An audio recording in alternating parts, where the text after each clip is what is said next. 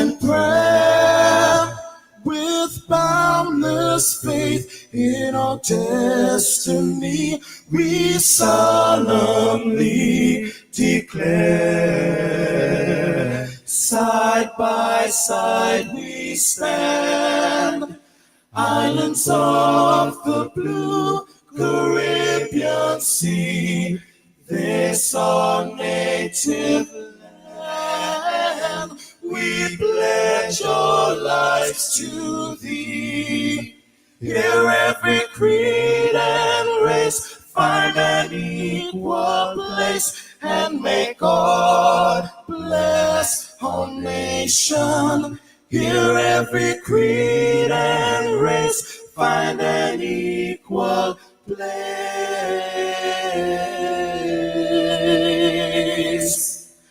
and may God bless our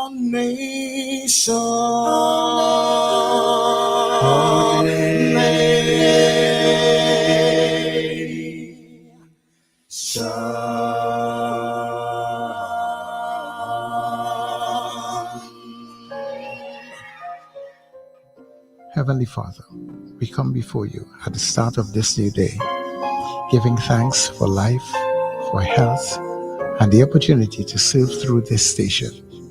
We ask for your divine presence to guide us in all we do. Bless this broadcast, that it may be a source of inspiration, joy, and unity to all who tune in. Whether near or far, may our words uplift, our music heal, and our message bring light to those who need it most. We pray for our listeners, wherever they may be. Grant them strength for the day ahead, peace in their hearts, and success in all they put their hands to. Cover those traveling with your protection, and those at home with your comfort and provision. Lord, may everything we do bring honor to you and be a blessing to others. Guide our steps, bless our efforts, and let this station be a vessel of positivity and hope. In your name we pray. Amen.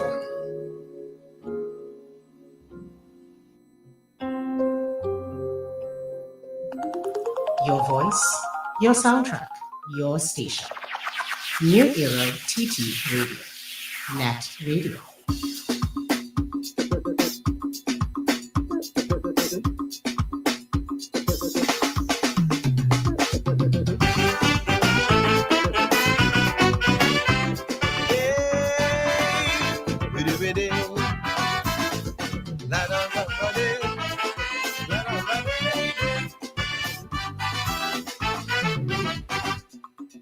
My aspirations might sound lofty to you, and so you criticize. But condemnation and negative reviews only serve to energize.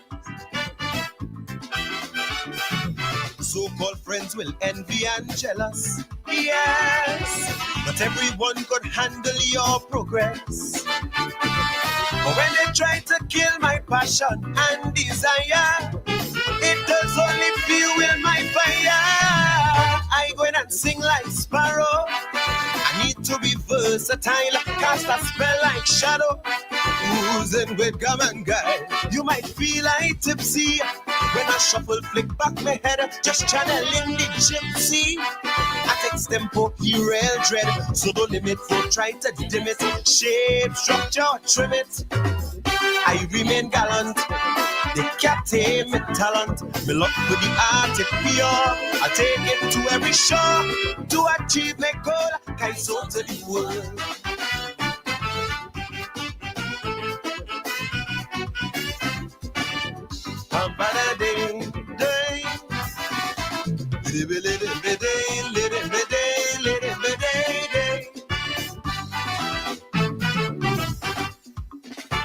My intention is to elevate the art and to be the architect.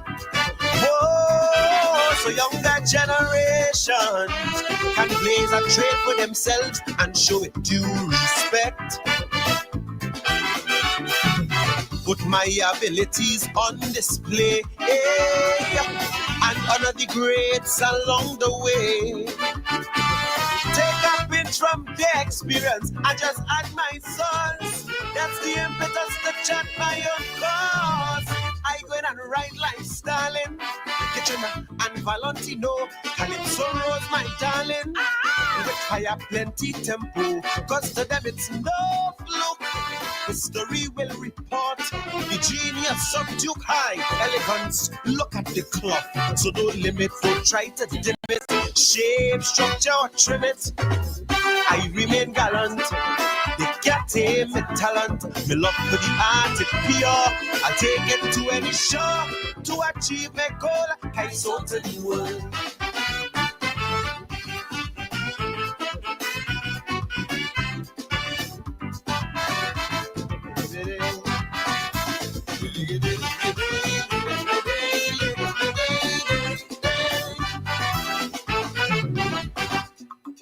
Harry Belafonte and the Banana Boat song to Calypso far.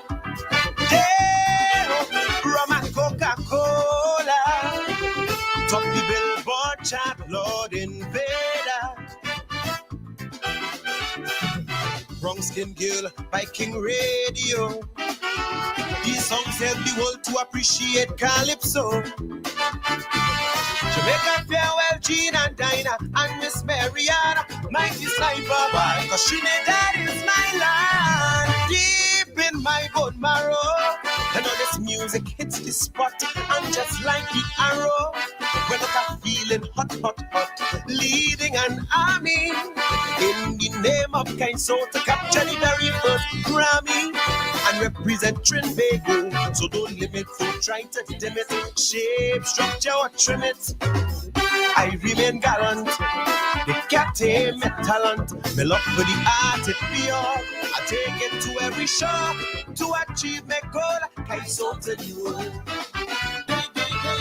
Mornings just got better. You're locked into Net Radio Breakfast Show, fueling your day with the best music and real talk. Kaiso to the world. That's the music of Tazaya O'Connor. Yeah, Kaiso to the world. Now 9 minutes past the hour of 6 o'clock. Good morning to you, everybody, wherever you may be, Trinidad and Tobago, neighbors in the Caribbean, our friends who stream in the wider world. We welcome everybody. It's good to be getting up with you. Yeah, and of course, it is New Era TT Radio, just in case you're wondering where you are located. I'm yours truly, Sir Charles. And of course, this is your Get Up and Go. We call it the Breakfast Show. Yeah, yeah, yeah, yeah, yeah, yeah, yeah. Yeah, yeah, yeah, yeah, yeah, yeah. Wake up, it's a brand new dawn. The Breakfast Show got the vibes turned on. From Maracas Bay to the Savannah line. Let's start the day in Caribbean prime.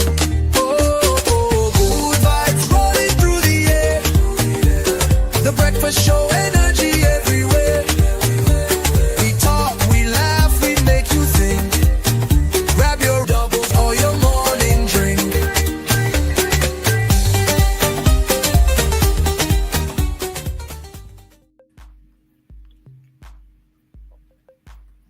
Hello, hello, hello. So good morning and welcome to the Breakfast Show after this absolutely a wonderful long weekend where I did absolutely nothing really of note. But you know that Easter weekend is special. That Easter weekend is special. It's a special weekend that so many people look forward to. So welcome to the Breakfast Show on this Tuesday morning, the Tuesday after the Easter weekend. Well, stuff happened. But it kind of turned out extra special for the Catholics, and for the world. Yeah. The passing of Pope Francis. Yeah. It did. I mean, you knew he was sick for a while. Yes. But he did make an appearance over Easter. Even though, I mean, he was obviously very, fragile. Yes, he could have seen it. Yes. He could have seen it in terms of what he did for that Easter greeting that he made. So he is now passed, so it goes into the mechanism will now be in place for selection of a new pope. that whole process will now begin, which has been going on for centuries. Yeah. So I'll explain to folks after 7 o'clock what actually happens. What is actually put in place for the selection of a new pope. I'll go through the procedure. Anyway, good morning, Richard. Good morning, Sir Charles. Good morning, Trinidad and Tobago, and good morning, listeners and viewers all over the globe. Are you hearing me properly? I'm actually trying. I'm hearing you. Yes, I'm hearing you. I'm using my AirPods for the first time. It's not something I'm accustomed using. Yeah. You know, so it's something very, very clear. I am. Yeah. Okay, well, that's I'm hearing you. That's good to hear. Yeah. Good morning. We're happy Richard. to be in the land of the living. Huh? No, just letting say, Charles, good morning. Thank you very much, Sir Shed. Yeah, I did nothing to except just read and relax, you know. Yeah. That's what I did for the entire I went out like but you weren't sure where was open. You know, a lot of places were open this weekend. Not normal hours, but a lot of places were open. But last night, a lot of places were closed for Easter Monday. But I just got with our partner and we went to Lime just for a couple of drinks at Minibar in Arima. And when you went to Minibar, that's the one down by Media. Yeah, on Tumbuna Road. Well, in shops of Arima. And Minibar was packed. Like, people obviously were looking for a place to go, and this was the one that was open, and people were eat because a restaurant too. So we were eating. I mean, virtually all the tables were filled, both inside and outside. So they were pretty packed. They got the benefit of whoever wanted to close. They got the benefit. Okay. All right. Yeah. Have you noticed my new backdrop? One Life Live It. Well, we seen one life, and we seen lit. When you're big head in the middle, it looking like lit. One life lit. For the people who looking now, that's One Life Live It. Look at it. Look at it right there. There it goes, lit. Same thing. Anyway, I have some birthday greetings. So would you believe whose birthday is today? I know Rhoda Barrett's birthday was it yesterday? I think Rhoda. Today also. Rhoda is today too. Today's Rhoda. I thought it was yesterday. Because I think she's the same day with Kamala Prasad Bisasa. Oh, I'm not sure. I thought it was yesterday was Rhoda's birthday, but if it's yesterday or today, happy birthday, Rhoda. Yeah, and happy birthday to the opposition leader, Mrs. Kamala. Yeah, happy birthday to opposition leader Kamala Prasad Bisasa. I don't know. I can't remember her age, but she's in her 70s also. You know, happy birthday to my cousin Akeem Walcott, Gerard Ragunanan, my very good friend who lives abroad, Stefan O'Neill, and journalist Andre Bagu celebrating his birthday today also. Oh, he does? Okay. Yeah. So happy birthday to all of them. Yeah. Yeah. Happy birthday to them all.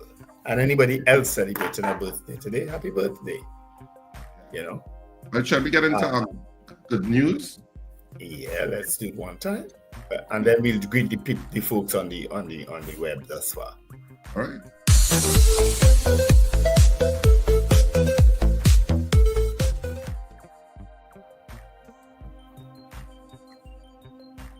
I'll just go into what did I do? I'll just go into some good news where we it's about Pan in the USA. I don't know if you saw this clip, but anyway, let me just play it because it is good news.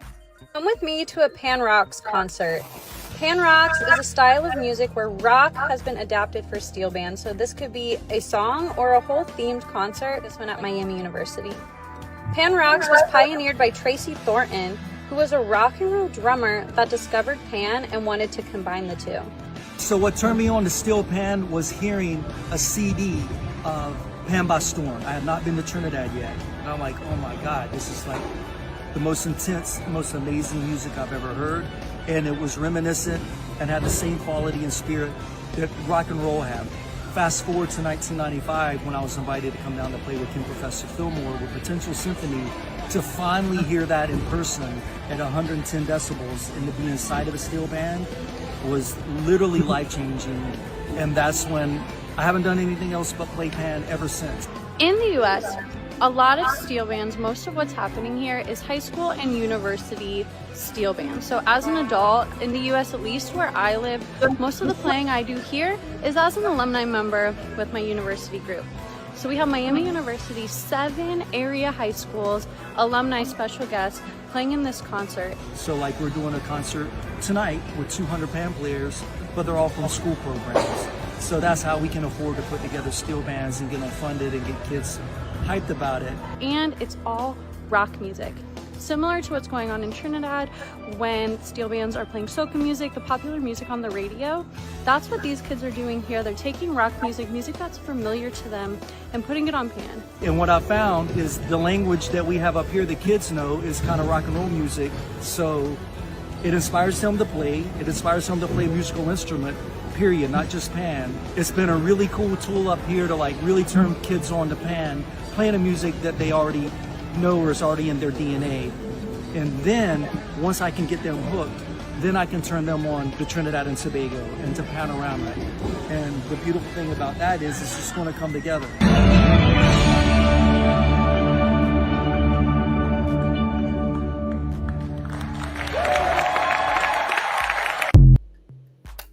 Excellent. So that's some good news, showing how pan has, gone all over the world basically. I mean, we knew that, but still it's good to see it and with young people in the United States. Yes. Of course, my good news is that the success of the Trinidad and Tobago Carifta Games team, who they are sitting third right now in the standings. Carifta Games, of course, is completed at the Hazy Crawford Stadium in Trinidad and Tobago. And Trinidad and Tobago has a total of 25 medals, 9 gold, 6 silver, and 10 bronze so far. Of course, we are trailing Jamaica and the Bahamas. Jamaica has 78 medals, and the Bahamas has 37. Grenada runs fourth with 13 medals, and Antigua and Barbuda with 5 medals. So congratulations to the Trinidad and Tobago team. They've been doing pretty well in Carifta Games 2025 once again. All right, that's my good news. That's been our good news. Mm-hmm.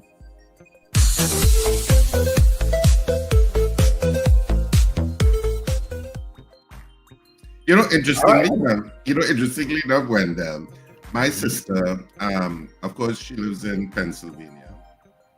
And she was telling me that the other day she went to where my niece is, because my niece is a doctor. They went back to hang out by where she is in Pennsylvania too.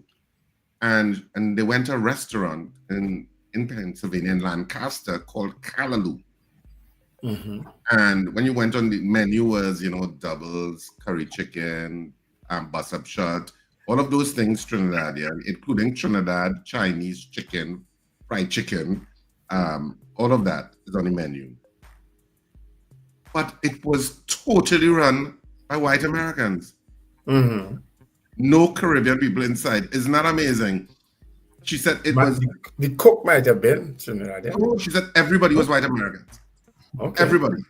She said obviously a Trinidadian must have taught them the menu and how to cook it, but everybody was white Americans. And she was like, what?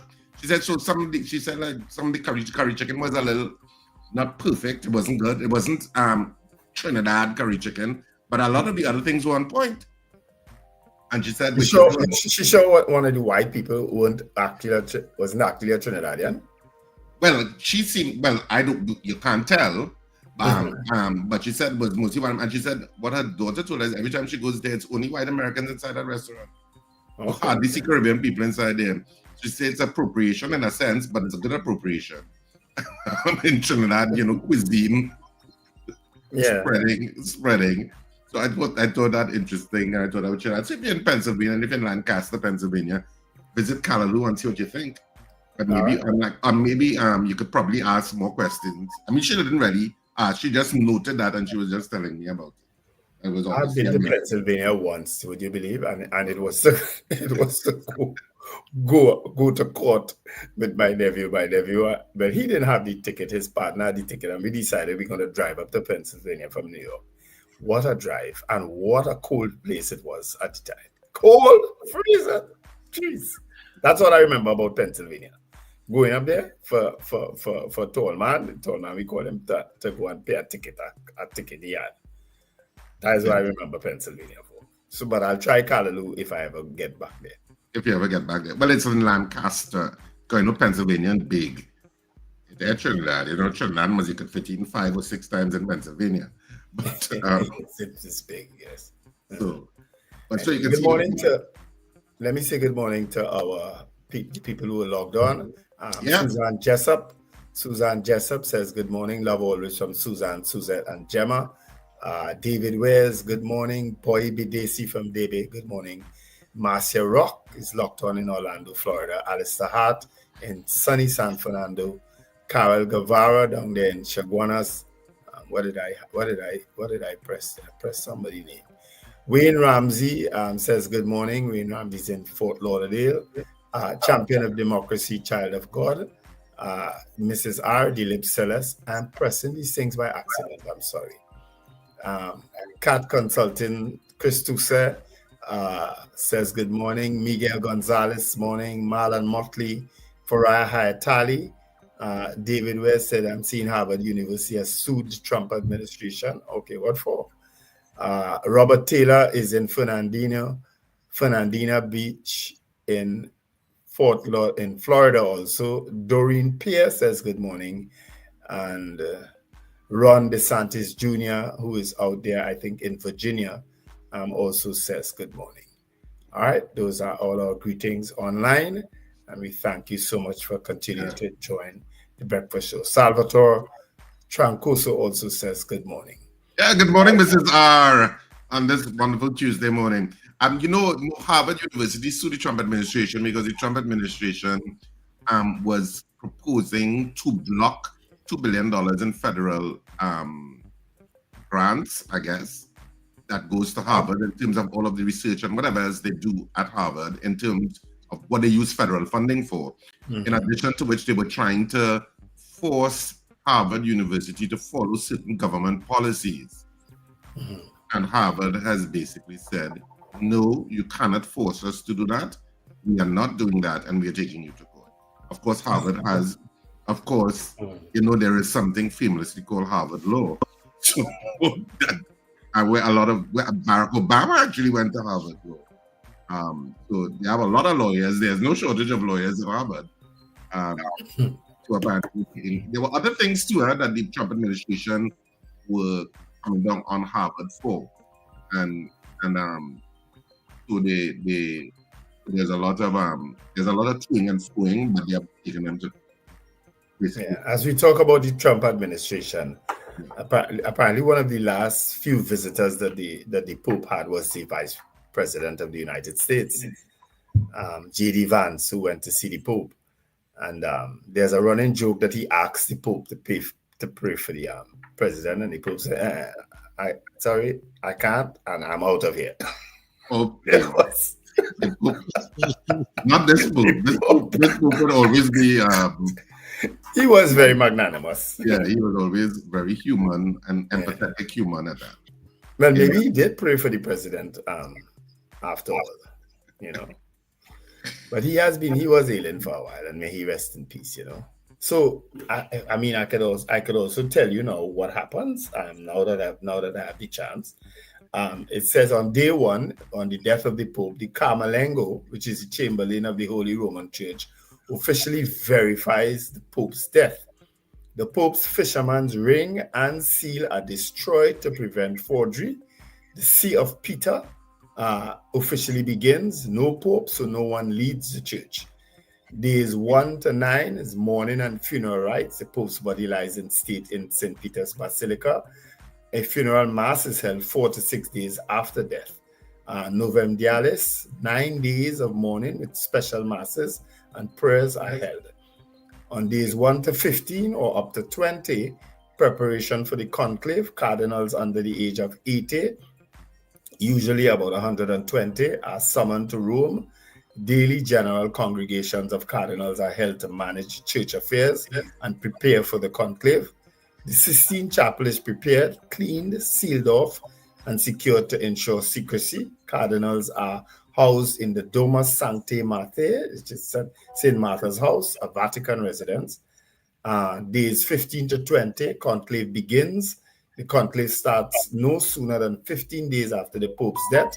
no later than 20, unless shortened by papal decree or all cardinals are present. Cardinals process into the Sistine Chapel and take an oath of secrecy. The doors are locked, extra omnes. Everyone out is declared and the voting begins. Up to 4 ballots per day, 2 in the morning, 2 in the afternoon. A 2/3 majority is needed to elect a new pope. Ballots are burned after each voting round. Black smoke means no pope. White smoke means one has been elected. All right. And once a pope is elected, he is asked, do you accept your canonical election as supreme pontiff? If he accepts, he chooses a papal name. The new pope dresses in white and appears on the balcony of St. Peter's. The announcement is made, Habemus Papami. We have a pope. All right. May Holy Spirit lead his church to elect a new pope.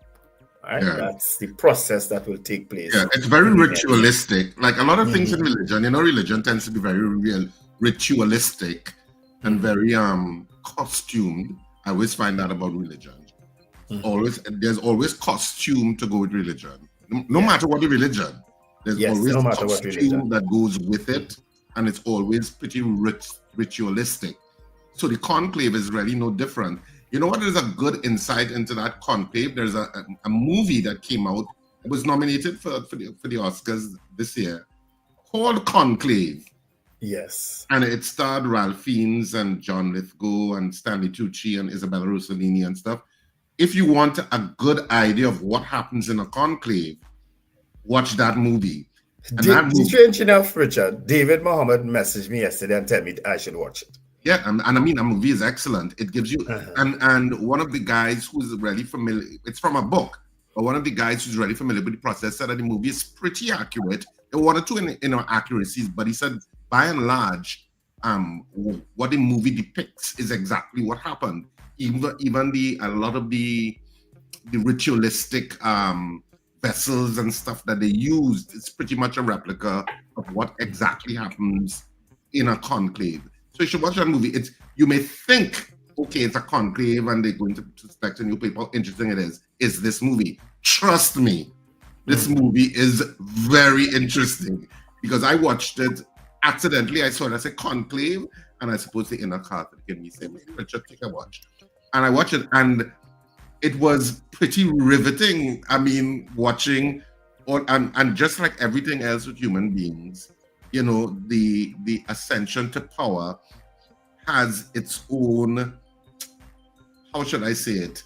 I don't want to say backstabbing, but there was a lot of posturing and playing the field to see who will get the nod of the cardinals to become the Pope. Interesting movie. If you want an insight into what it's like, watch that movie, Conclave. Yeah.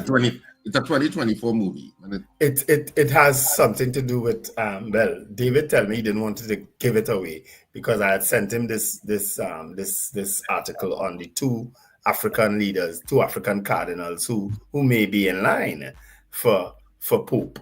Of course, he says you should watch that movie Conclave then. He said he don't want to give it away, but you should watch that movie Conclave. That element featured in it too.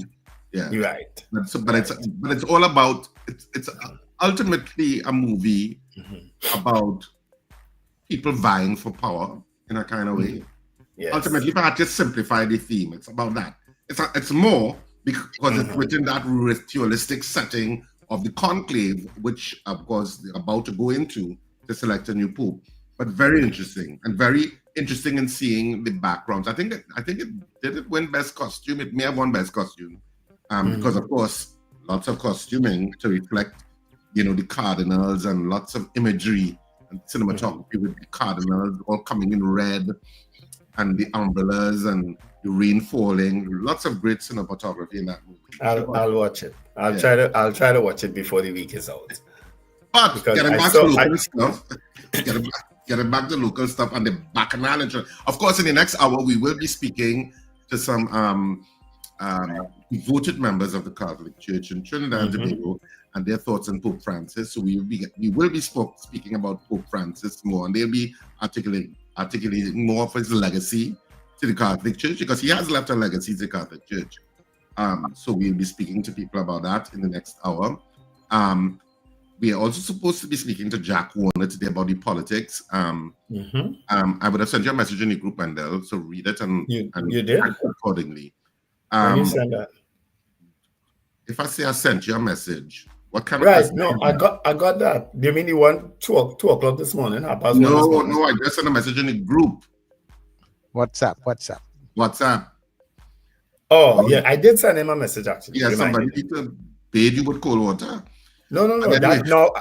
It wasn't there when you told me you sent it. No, it just came through. Okay, well, I don't know where you are, but yeah. So we also supposed to speak to Jack Warner. Hopefully, he will join us, and we're talking about the politics. Of course, they kind of kept quiet for the Easter weekend. The politics generally, but of course, they both had rallies on April 19th. I think the PNM was in Moruga. Yeah, the PNM was in Moruga. And I was there actually. That was a great meeting. And the UNC was in La Oqueta, Talparo, on that same night. Okay. I think that was both the last night before they both broke for the Easter weekend, basically. Well, they didn't break for the Easter weekend. They had little motorcades and so. They didn't have any major rallies. No. During the Easter weekend. No, meetings. The major meetings, you mean? Major meetings, sorry. Not right. Yeah. So we'll discuss some of the stuff, I guess, coming out of those meetings. But the messages saying gone with one tick this morning. I know he said he was in Moruga yesterday and he was going to Manzan. That was late last night. But he said 6:30. He prefers 6:30. And the email was sent to him, so I guess he must, because Jack Warner is not a late sleeper, at least unless it changes. Really, historically, well, unless it changes, he near 90 already, so he must change. You know the man age? He's in his 80s, Richard. You said the man is near 90. But he had to be closer to 90 than he is to 80. All I said was, you know the man age. That's what I said. He's closer to 90 than he is to 80. Okay, sir. Battling about the manage. You know, certificate holder, analyzer. No, but you know what we can do in the interim is, I guess, open up the lines because people. You didn't do headlines or no? Oh my goodness! Another old age again, sir. You see what almost slipped out of his mouth. Nearing 90, right? Yeah. So let me go through the newspapers, the daily newspapers in Trinidad and Tobago today. There's 3 dailies, so you get an idea of what's on the headlines this morning. And of course, the Pope features a lot. So I'll start with the Newsday. The People's Pope dies. That's what the Newsday says. The People's Pope dies. TT world leaders pay tribute to Pope Francis. That's the main headline. There is a picture of Pope Francis, and Christians pray next to the portrait of Pope Francis during a prayer ceremony at the Most Holy Redeemer Catholic Cathedral Church in Multan, Pakistan on April 21st. So that's the main picture.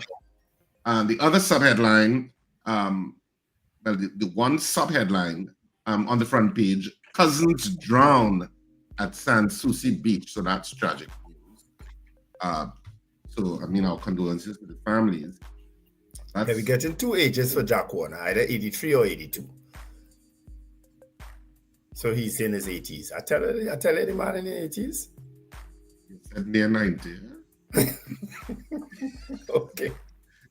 Back page of the Newsday. Liam breaks Nikolai's record. TT bag gold. Swim personal best at Carifta Aquatics. Scott Vincent add gold at Carifta Athletics. And of course, there's a picture representing Brian Scott from Trinidad and Tobago as he wins gold in the boys under 17 800-meter event. So that's the front and the back of the Newsday. Moving on to the Trinidad and Tobago Guardian for this morning. On the front page of the Guardian, TNT mourns Pope Francis. Religious and political leaders reflect on Pontiff's humility and positive influence. The main picture is that of Christians arrive at a portrait of Pope Francis for a prayer ceremony at the Cathedral Church of the Resurrection in Lahore, Pakistan. What is this about Pakistan pictures? So anyway, but Pakistani pictures of Catholics in Pakistan. So that's another picture that Trinidad and Tobago Guardian went with. Ghani poll, country divided on Tobago autonomy, mixed response to UNC's cannabis plan. All of that is on the front page of the Trinidad and Tobago Guardian. And on the back page, Scott and Vincent close with gold. And there is a picture of a great leap, TNT's Omari Brown clearing the bar 1.75 meters in the boys under 17 octathlon event to secure 585 points. So that's the front and the back of the Trinidad and Tobago Guardian. On to the Daily Express, which is the final of the 3 dailies this morning. The People's Pope dies. That's the headline the Daily Express went with. Archbishop Gordon, we have lost a true shepherd. We should have tried to get on to Archbishop Gordon. Yeah, we should have. Yeah. Normally we would have interviewed someone from the Christian community for Easter, but we didn't do that. Yeah. That's all right. I mean, with two of us, we cannot qualify anyway. And Sir Charles. Actually, it's the same picture that was used by the Daily News, by the Trinidad and Tobago Newsday. It's exactly the same picture that the Express used for the front page, which is the really. I mean, that has happened before. I know, but it's so arbitrary because it's Christians praying at the portrait of Pope Francis at the most holy Redeemer Catholic Church in Multan, Pakistan. It's strange to me that they both shows a Pakistani picture as opposed to something in Rome, in Rome itself, in Italy, or even in Trinidad. I don't think Trinidad would have had, celebrations. Well, they could have shown a picture of me and my son at Rome. We were there in January. I was right there in the Vatican. You're borderline blasphemous. And high special voting turnout in Arangua, St. Joseph. So high special voting turnout in Arangua, St. Joseph. So special voters are already voting. And of course, Arangua, St. Joseph is a marginal seat, isn't it? It is. And on the back, it is the most marginal of all. Yeah, and on the back, who's going up for that again? That's Terence Dale Singh and Davish Maharaj and Gary Griffith. Gary Griffith is going up for that. Yeah. Vincent and Scott dominate 9-goal TNT third at Carifta 2025. When will we beat Jamaica and have the most gold medals? We'll find out. I know they're bigger than us and all of that, but still. And I'm not even talking about Bahamas. I said Bahamas ahead of us too. But still. At least Bahamas within reach. Yeah. But Bahamas is, a little ahead of us, but Jamaica is like way ahead. Miles. Yeah, so when will we be number one in athletics and swimming? But I think we're close to being the number one in swimming, Caribbean. Yes, we are. We're probably the number one in swimming, but in terms of athletics, those Jamaicans rule the roost. I mean, we are competitive at times, but Well, there was a young man, I can't remember his name. He won both the 1,500 and 3,000 races. He won 2 gold medals, Trinidadian, at the character games. I can't remember his name. Somebody should message it to me, please. I should have kept a little more information on character games. My apologies. All right, maybe we could. I just got Jack Warner on the phone, so I tell him to check his email. Okay, Mr. Jack Warner, sorry. I tell him to check his email. So we'll find out how the campaign is going, because he was in Maruga and Manzanilla yesterday based on his messages to us. But Maruga, I was there on Thursday. Did I say Thursday? Yeah. Holy Thursday. Do you want to take some calls in the interim? I mean, you could continue to talk, but we could open up the lines. Yeah, I think we can. Before Jack Warner joins us. So I assume he's joining us now. Look out for him backstage. Yeah. All right, so you can get in on the show, 281-1315. That's 281-1315. So you can call, you can WhatsApp call, you can send a message. Let me say good morning to GNC Auto Security. They're always locked on the WhatsApp, so thank you very much for being here. JNC Auto need to send a little ad away. Yeah, we're talking to JNC Auto, and for all the folks who listen who are into business, you all can support us, and we'll make sure that your ads get the results that you're looking for, man. Yeah. Well, and of course, we can't play one of our ads at this point because we do have a certain amount of ads booked. So maybe we could play one. You want me to play it still, Charles? Yeah, go ahead now, and then I'll take the call out. Okay. The PNM is ready, and responsible.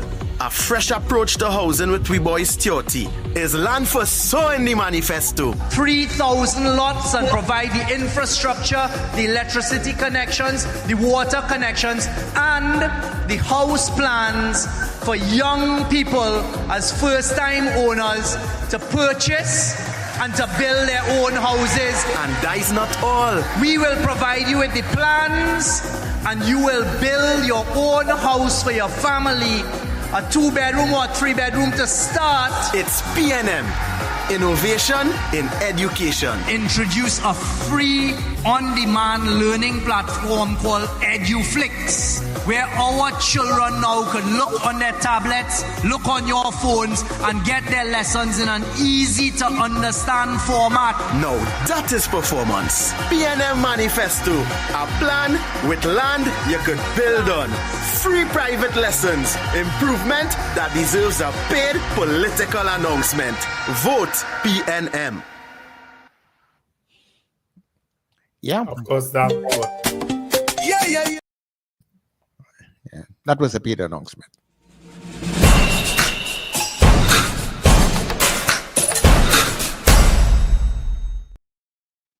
We have that too.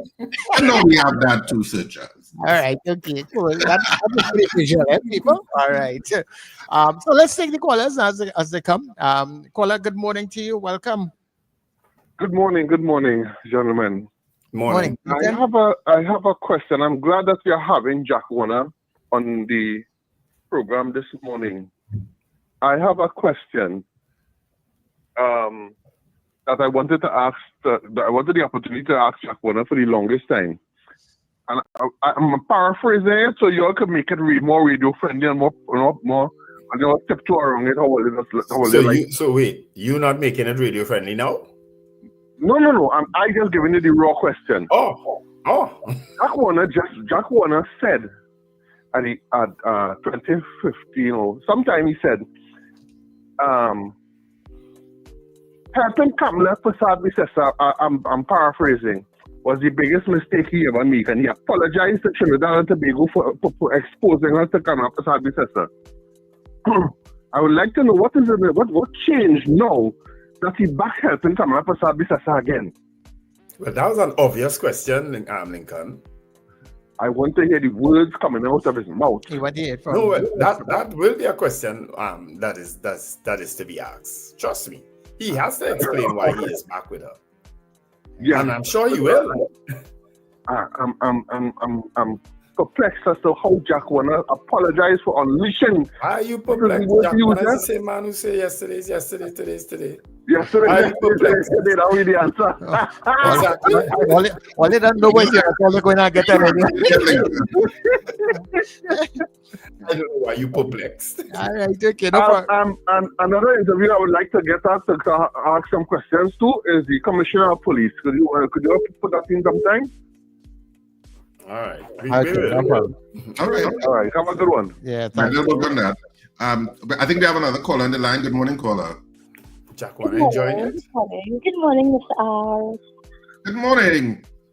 Good morning, Wendell. And good morning, yeah. Morning, Mrs. R. How are you, Sir Charles? I haven't spoken to you so long. I know, but I'm well. Thank God. Great. I have good news too, Richard. My good news is, good morning to all the callers, to Zena, to Rena, CJ, the girlies locked on as usual. But I also have good news, as I said, and my good news is, the American carriers, we were exempted from the tariff. I don't know if you heard about that. American carriers operate Chinese vessels. Remember they were talking about the $1 million port fee for Chinese-built vessels that were, about it, no? Yeah, I heard about it. So you like that? So on Good Friday, we're exempted. So that is a huge plus for a lot of us American Hungarians. So, so your rates gone down? All your rates gone down? All your prices gone down? No, we would have jacked them up high. So, we are so pleased with that news. So, on that note, that you don't have to jack them up. Correct. Okay. So that's my quick thing. My quick news is I listen to you all like that. That's great. Because that's ultimately great news for consumers. Thank you very much. Because, if it gets jacked up, consumers it ultimately listen. She need to send an ad by Sir Charles or you to call in to get good news and advertise your place. Give an ad, send an ad. Your PNM send the ad and Rumbox send the ad. Yeah, we're touching base with everybody, man. Don't worry.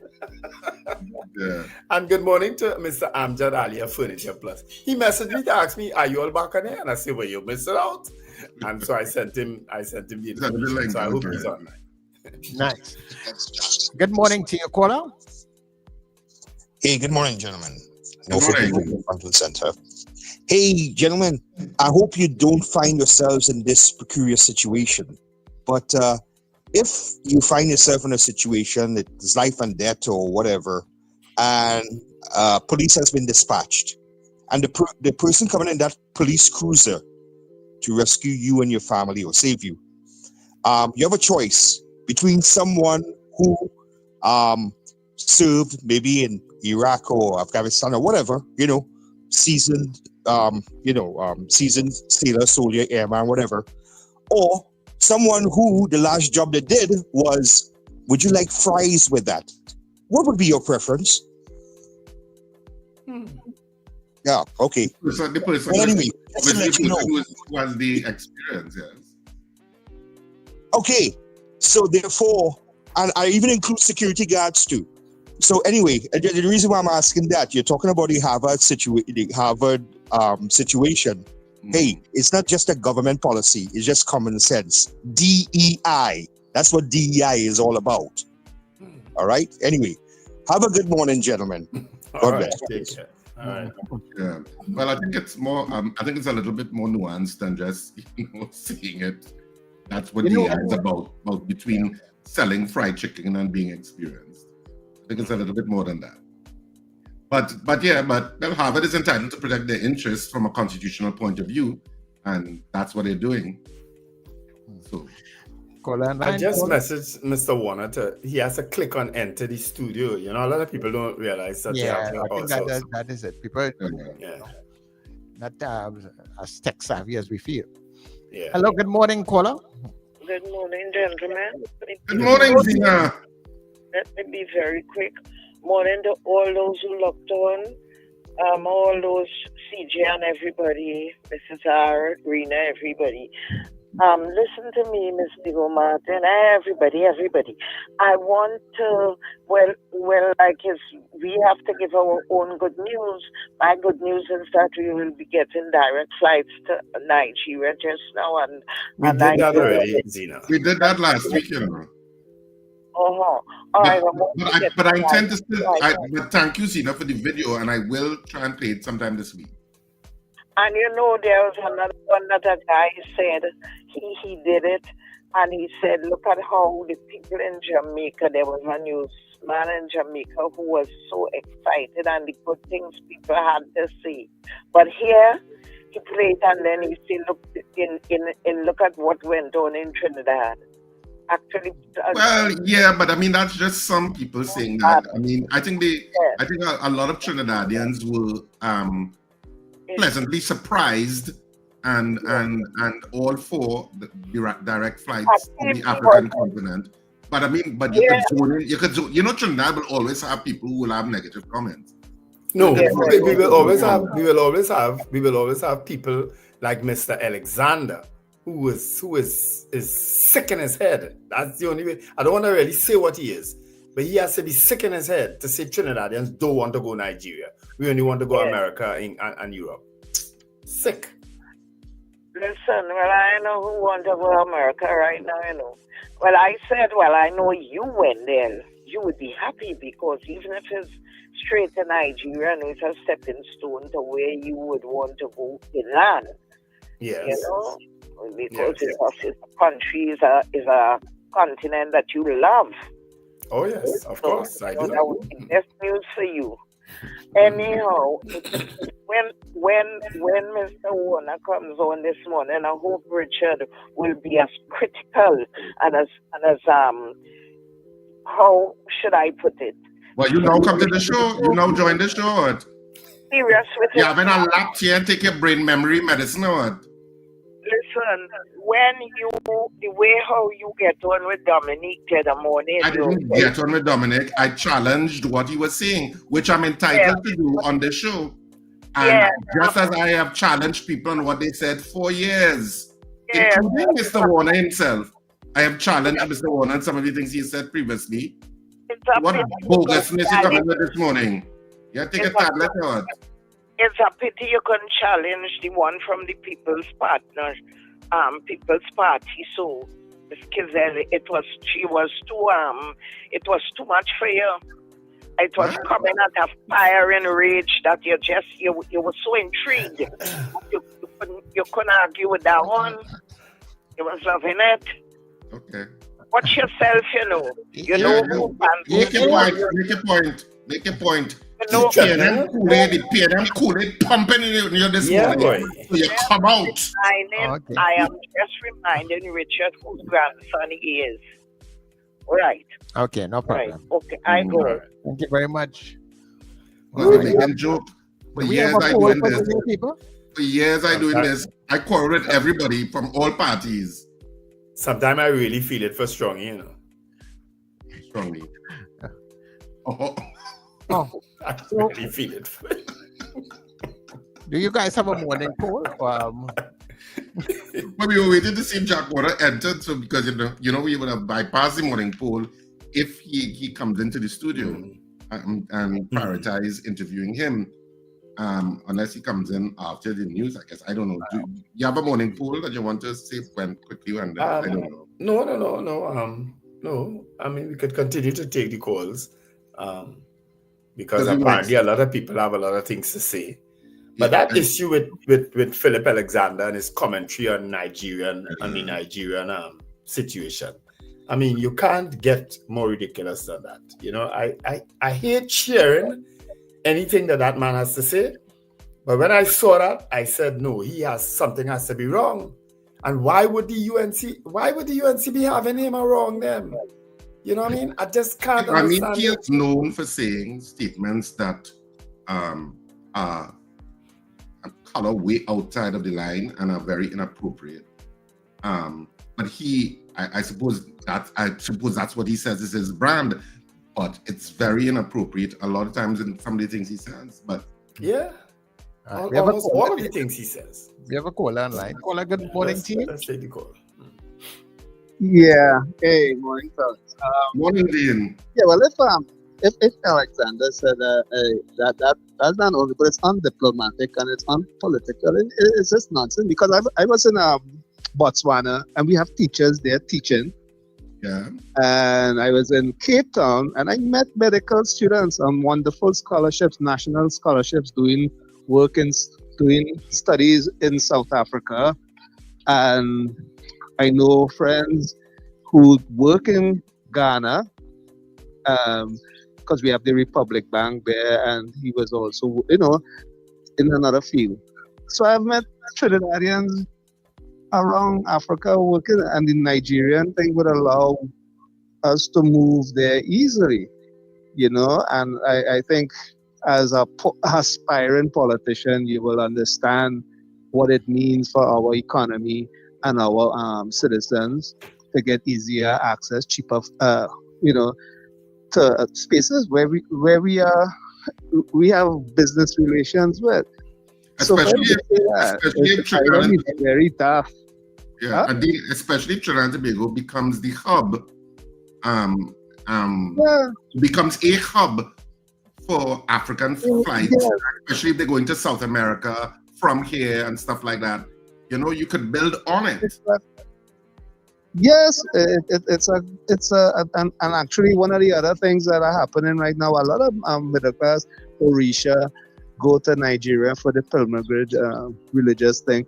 That's a big thing. We have Nigerians here doing business here. Mama, I forget what's her name. So there are people who doing business, and they actually one of the chocolate friends, and they're doing online training with the cocoa and chocolate people.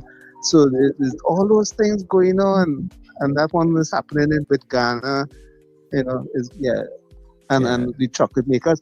So they have these kind of relationships being developed on the ground. So these things will make all these things a lot easier for Philip to say something like that. I hate it here. And Trinidadians, I see some rambles, people in Trinidad they're talking out the whole thing, but there's relations going on at this point all over Africa. We have Trinidadians working and you do. Even when they had that horrible incident, I think it was in Kenya when those gunmen stormed the mall and people died. A Trinidadian was killed in that. So I mean, Trinidadians are in many countries in Africa. And just last week, I think it was last week, Thursday or Wednesday, we had a program with Tony Fraser in the afternoon. He was talking with a number of young people and students who will be heading off to Nigeria and Ghana and within the next month or something like that. And, so all these things help these individuals, to get through. So it's like sometimes you're not looking, you might be looking at it now and it may not seem important to you, but it's important to a lot of people. Yep, absolutely. All right, so people were taking the calls. While I wait on the call, let me just let you all also know that this afternoon and the afternoon drive time with Tony Fraser, we have a very historic election program talking about election calypsos throughout the years.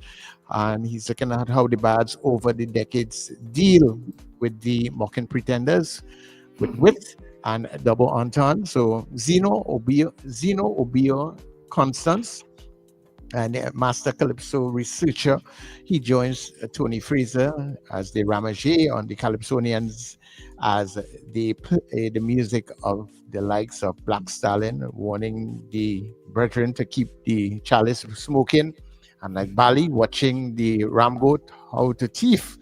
We vote, so you can join them this evening just after the 4 o'clock. Yeah, right here for the afternoon drive time exchange with Tony Fraser and Zeno Constance, and we're dealing with election calypsos throughout the years. All right, that should be interesting. Yeah, it have a lot of them. I didn't realize it had so many of them now, Wendell. Yeah, plenty calypsos dedicated to politics. Yep. Yeah. In case I'm going to get you wondering, we didn't do a poll this morning because we were waiting for Jack Warner to enter the studio. So maybe he'll come in after 7, but we also have other guests after 7 o'clock too, discussing the legacy of Pope Francis.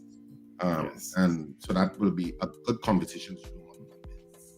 Beautiful. Yeah. Traffic jam. I'll call him at 7 o'clock and just guide him through the process as to what happened. So but I know he must be extremely tired too. Yeah. Yeah. And then he had to go out and look for a birthday gift today. That must be done said. Oh God! I was a little slow, Wendell. I was a little slow there. My brain had to go through and say, "What does he mean?" And then I clicked. Okay, I get you. Very important time. Oh Lord! If I don't love this life, I just want to warn some of our texters. Or they don't go down a road of insulting one another now, please. You know what I mean? Talk all your politics, stick to facts. I have had to snooze many people and even delete them because they're posting fake news and they're posting a set of insults and hate news. Do not bring it to our program. Please do not bring it to our program. You know whom you are. You know the ones who are doing it.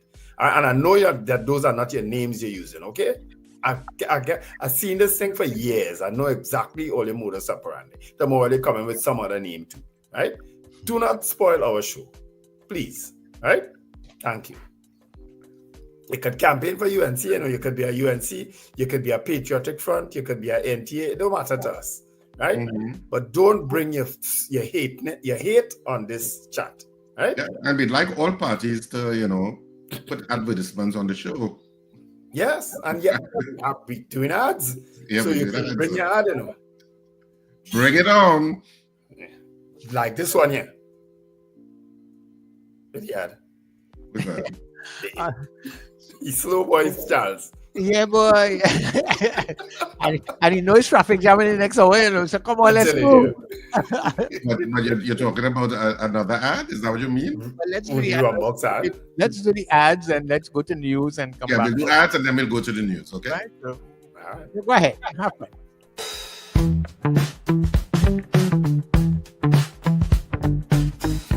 S&H Rumbox, 137 Western Main Road, St. James, for all your retail and wholesale needs for alcohol and non-alcoholic beverages. Call us at 686-0599 or visit us at 137 Western Main Road, St. James. S&H Rumbox, drinking out of the box.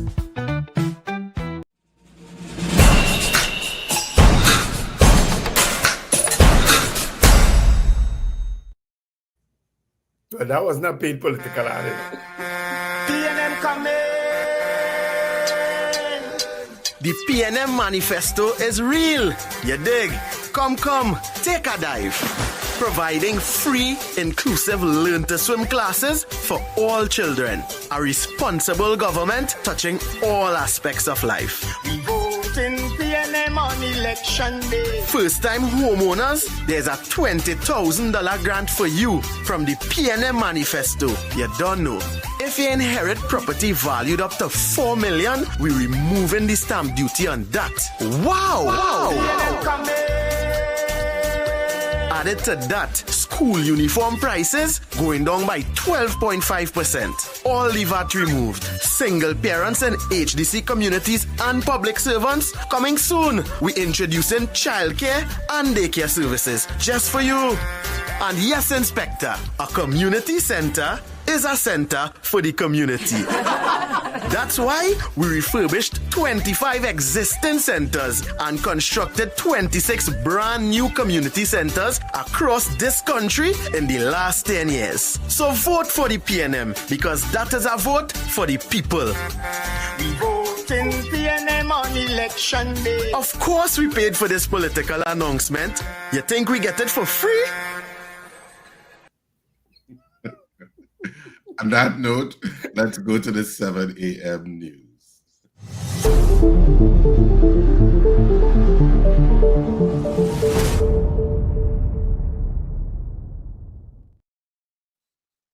Good morning. This is your 7 a.m. news for Tuesday, the 22nd of April, 2025.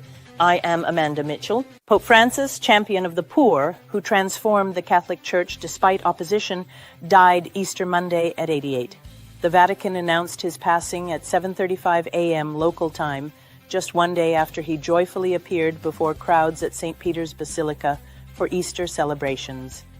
The papal interregnum has now begun, initiating the ancient process of selecting a new pontiff. Cardinals worldwide will gather for the conclave, typically taking 2 to 3 weeks to choose Francis's successor. President Trump's administration is examining plans to shutter nearly 30 diplomatic outposts worldwide, internal State Department records reveal. The proposal would close 10 embassies and 17 consulates across several continents, including Europe, Africa, Asia, and the Caribbean. This diplomatic restructuring comes as part of sweeping government reduction efforts championed by the administration's efficiency initiatives.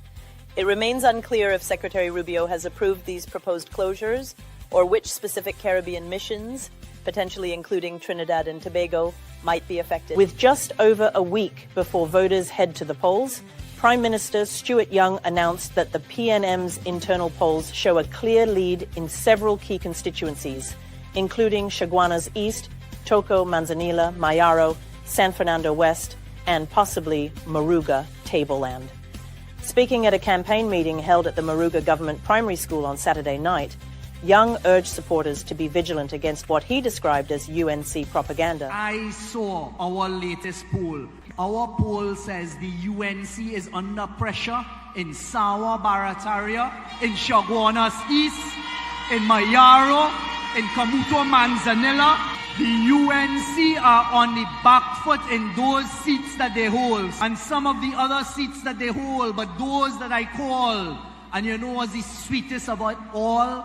That once you stay focused, Maruga Tableland is with the PNM. Young warned that as Election Day draws near, supporters should brace for what he called an onslaught of lies and fake polls from the opposition UNC. Blasting the opposition for what he termed desperation politics, Young said, "In Sangre Grande, their candidate can't even speak properly.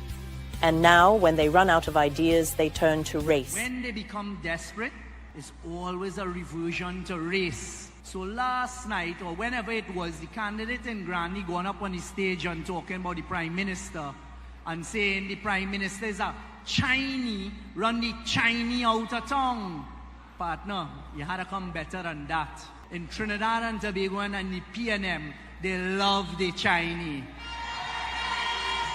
He urged Maruga Tableland to reject what he described as the chaos and confusion of the UNC and embrace what he called a bold, new chapter of leadership and integrity. Opposition. Leader Kamla Persad-Bissessar also dismissed the issue of false polls that she indicated would emanate from certain media houses. She was addressing a UNC rally at Las Lomas in the constituency of La Horqueta, Talparo on April 19th. Ignore the fake polling and the pseudo-intellectuals behind them who are simply eating our food. I always talk to you about eat our food, people. Our polling clearly shows that UNC will win the general elections in Trinidad and Tobago. The opposition leader also indicated that certain media houses charge the PNM less for advertising or not at all. Media houses charge the PNM less than the UNC for advertising. Did you know that? Did you know that they're charging them less, and in some cases they're not charging them at all? When UNC wins, we're coming for them. We are coming for them. The opposition leader also quoted the UNC manifesto promoting the marijuana industry. Persad-Bissessar announced that the UNC would provide a comprehensive framework to regulate cannabis cultivation, processing, and export to maximize the industry's economic potential. She noted the global cannabis market is projected to reach $100 billion by 2030. Persad-Bissessar emphasized that the UNC views a regulated marijuana industry as an extension of agricultural policy for economic diversification, and committed to enacting the Cannabis Control Authority Bill to establish a commercial licensing framework. Kidnapped nurse Odell Lalman-Baptiste, 30, was found murdered yesterday following a violent carjacking that ended in a police confrontation. According to police, Lalman-Baptiste and her husband Matthias Baptiste were ambushed Friday night on Hospital Road, Carlson Field, when two armed men from a black Nissan X-Trail robbed them of their Hyundai truck, cash, and phones before abducting the nurse. Freeport police tracked the stolen vehicle to the Churchill Roosevelt Highway near the Eastern Correctional Rehabilitation Center within 30 minutes. During the interception, the suspects crashed into a drain and exchanged gunfire with officers, resulting in one suspect's death while another escaped. Lalman-Baptiste's body was discovered early Saturday near the abduction site in Carlson Field.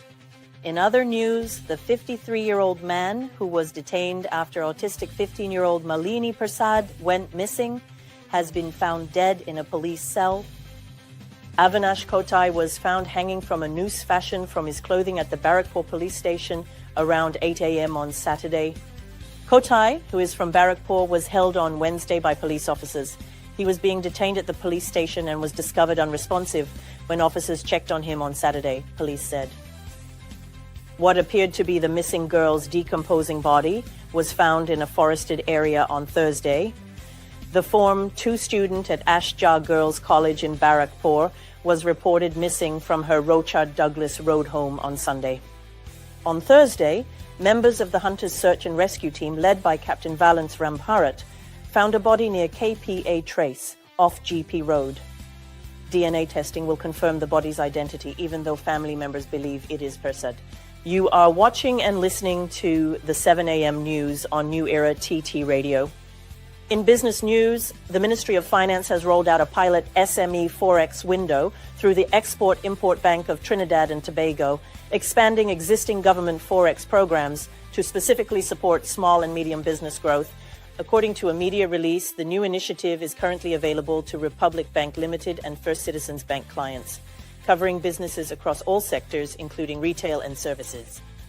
Eligible companies can now access up to $50,000 monthly for international business expenses, with the program operational from today, Tuesday, April 22nd. In international news, Ukrainian President Volodymyr Zelensky reported on Sunday that Russia was creating a false impression of adhering to an Easter ceasefire while continuing military operations against Ukraine. According to Zelensky, Russian forces persisted with attacks even after President Vladimir Putin had declared a unilateral temporary truce. The Ukrainian leader stated that while Russia was attempting to present an appearance of honoring the ceasefire on Easter morning, they were still making efforts to advance in certain areas and inflict casualties on Ukrainian forces. Despite Putin's announced Easter ceasefire, Zelensky revealed that Ukrainian forces had documented 59 instances of Russian shelling, 5 ground assaults along the front line, and numerous drone strikes by Sunday morning. This has been your 7 a.m. news on New Era TT Radio. Up next, Wendell, Richard, and Sir Charles continue with the second hour of The Breakfast Show. I am Amanda Mitchell.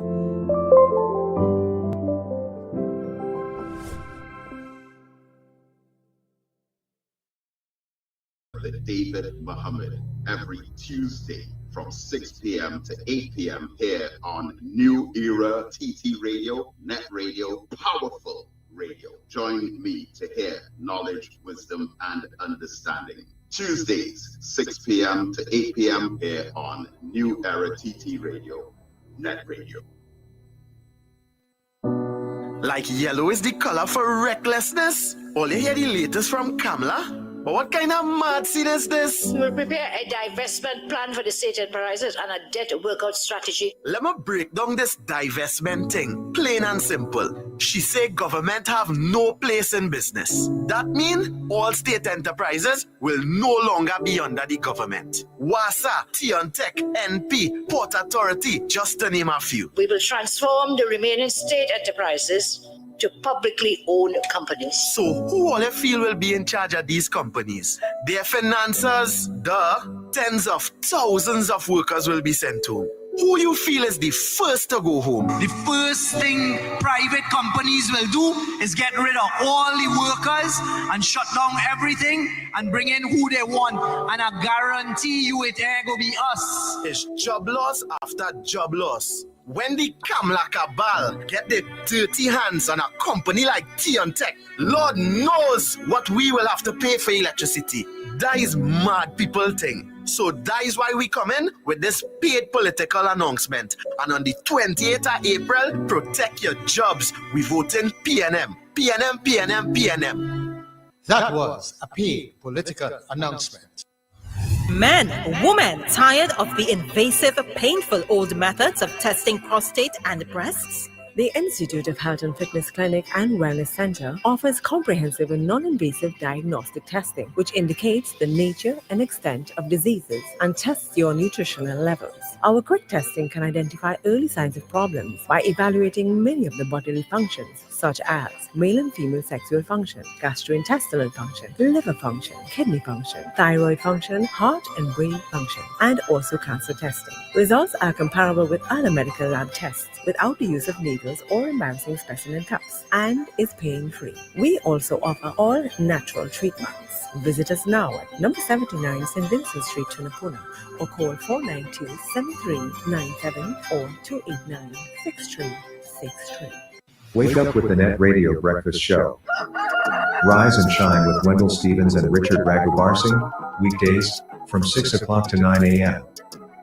Start your day feeling good, energized, and informed as we tackle the biggest issues of the day, get you where you need to be on time, and keep you in the know about everything that matters. With elections coming up on April 28th, we bring you insightful discussions, expert analysis, and the latest updates so you're always ahead of the curve. Mornings matter. Your voice matters. And it all starts right here on New Era TT Radio, Net Radio. The Net Radio Breakfast Show, weekdays 6 to 9 a.m. Wake up informed and stay ahead. The future of radio is here. New Era TT Radio. Net Radio. Let's go.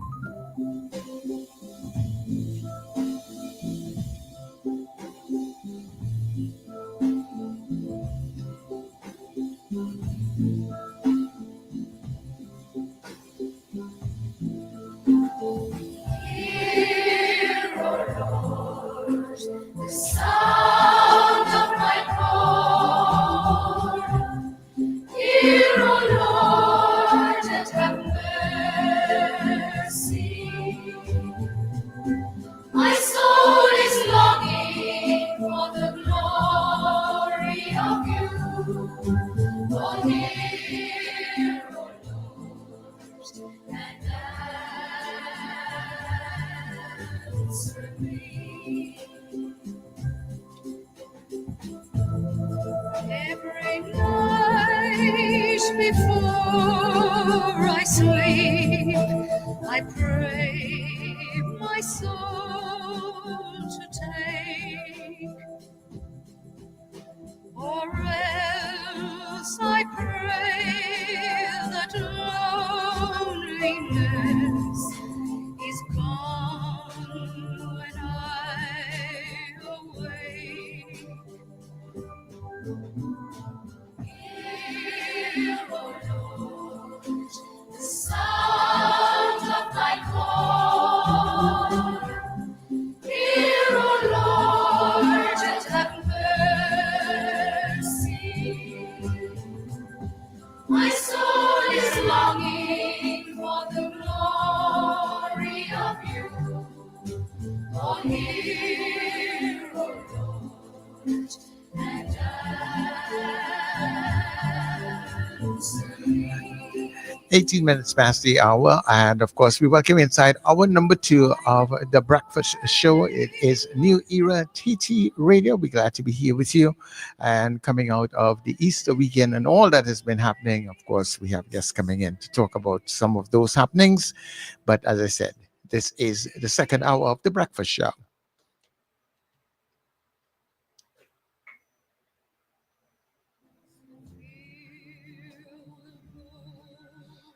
Again, he must clearly must be tired, because I know he had a very long day and a long night yesterday. Well, our first guest is on. Of course, the biggest news over the weekend was not Sir Charles as the best DJ, Richard as the best playwright, and me as an ineligible bachelor who will remain that way. Of course, it was the death, the passing of Pope Francis in Rome, of course. And we have, well, that's him there?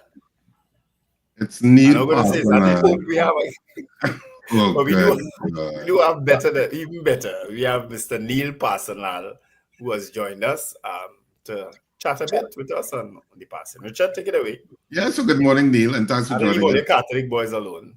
Oh, good morning, Neil. Thanks for joining us. Good morning, Wendell. Morning to Charles. Morning to everyone listening. Joining us on the breakfast show.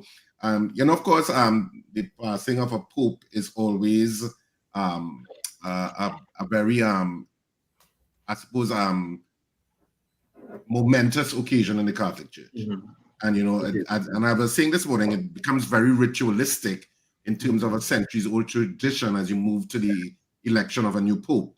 But in terms of Pope Francis, he was a special kind of pope in terms of how he lived his life, where he chose to live in particular kind of quarters in the Vatican. Yeah. He would travel on the same bus with the cardinals. He wouldn't go in his, he had what they call the people's pope.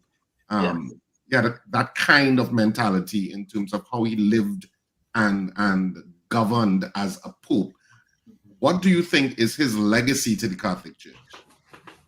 Richard, thanks very much for having me. And to answer that question, I think the Pope Francis was one of the most progressive popes that we have seen, and yet in that progressiveness brought the church right back to where to the original moorings of the church, so to speak, in terms of that preferential option for the poor. And it wasn't just something that he spoke of, but it's something that he lived, on a daily basis. And if you go back to the time when he was actually, when he actually became the Pope, one of the first signs of that was when he opted to wear the white robe rather than the red robe. And that alone signified to the world that this was going to be a different Pope. He said in that one statement, he was saying, I am just one like you. I am no different from anybody else. I am one like you. His willingness to live away from the papal apartments, which now they have to seal, although he was not living there. He lived away from the papal apartments, that too. And as you said, he would travel in the same bus with the cardinals. He would surprise people. He would turn up for pizza by a pizza parlor.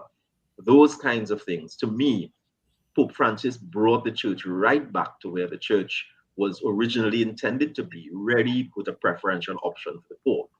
Coming out of Argentina, coming out of that milieu of the church being oppressed, of the church, of lots of interaction with the military, a lot of people being killed as a result of their involvement with the church, it was not surprising for me that the Pope would go in that direction, being the first Pope out of the Americas.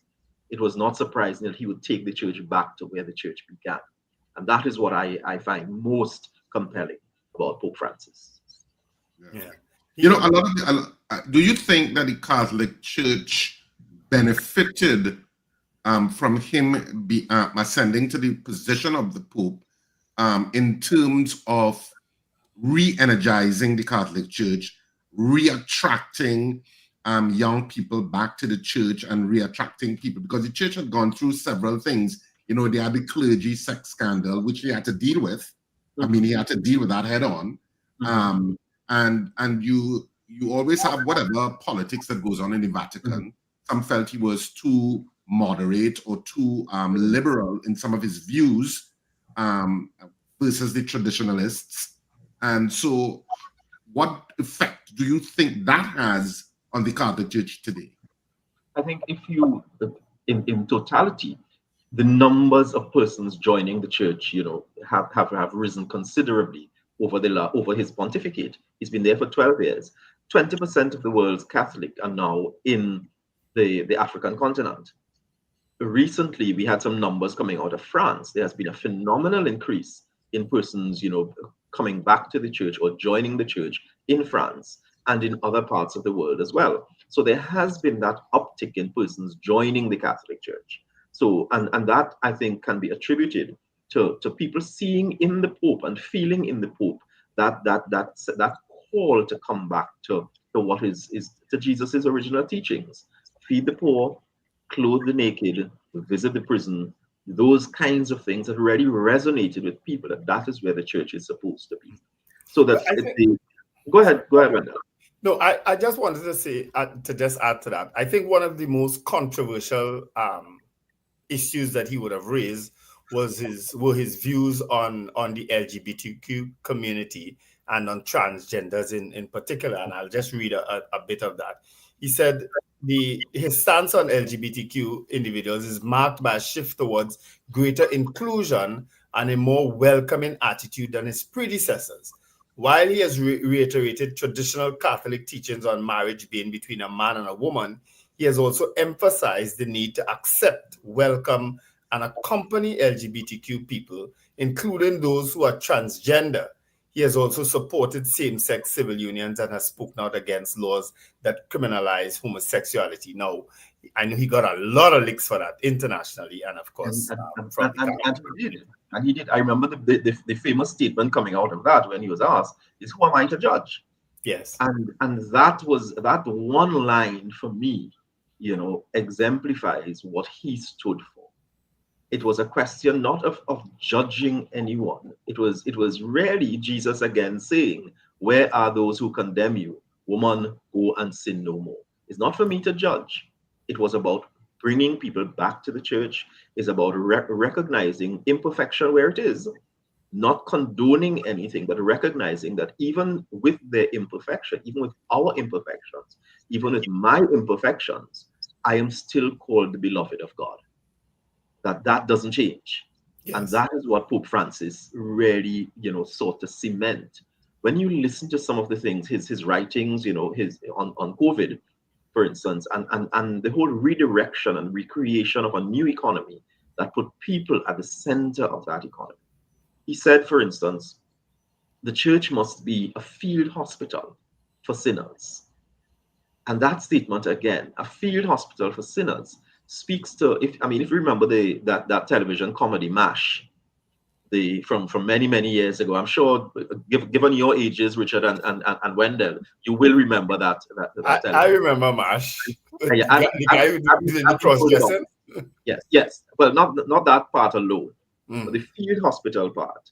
That it was any and everything. It was something that was happening all the time. People coming in minus their limbs, people coming in broken, or anything could have happened at that point. And the church and Pope Francis says that's what the church must be. The church must be a field hospital, welcoming all those who come in, irrespective of your injury, irrespective of what is going on with you. The church must be that field hospital for sinners. And that, to me, is one of the most welcoming statements and most inclusive statements you can get from a man who leads 1.3 billion people. Yeah.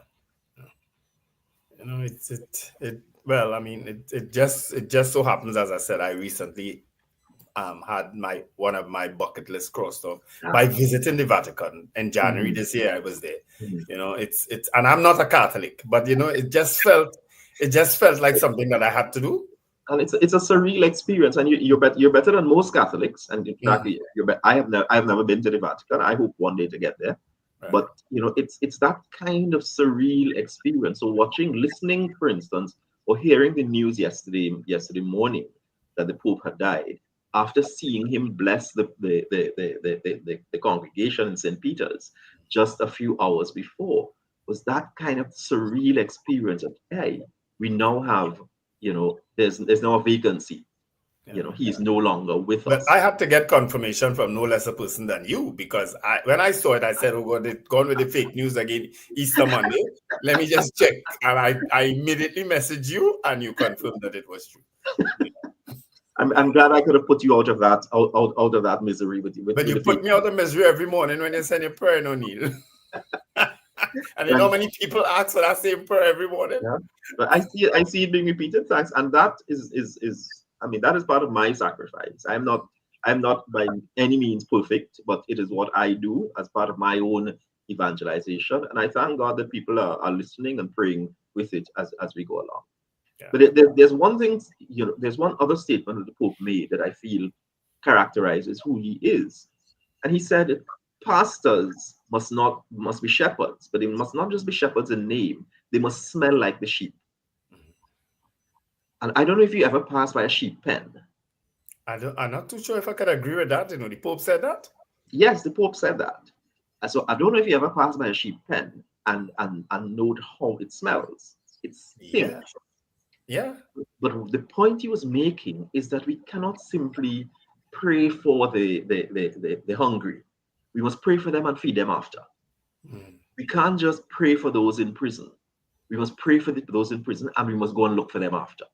And we must look at the systems that put them there in the first place, the unjust systems that put them there. So we must become more integral. We must become more integrated into the lives of those we serve.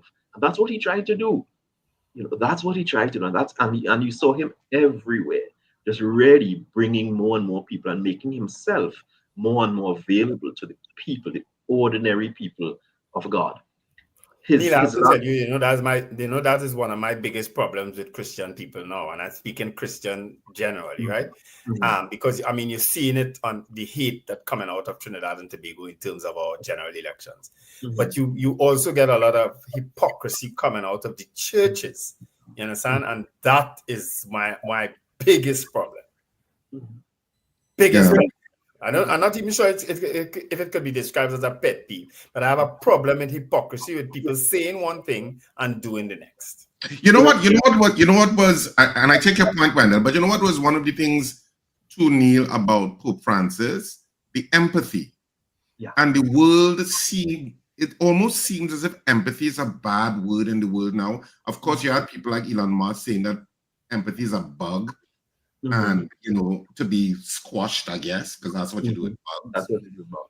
And when you look at social media and you see some of the comments that people make with regard to everyday situations, and people there's a group of people that may vary from time to time, but there's this group of people that will say the most hateful things in the most tragic circumstances, or they just have hateful commentary.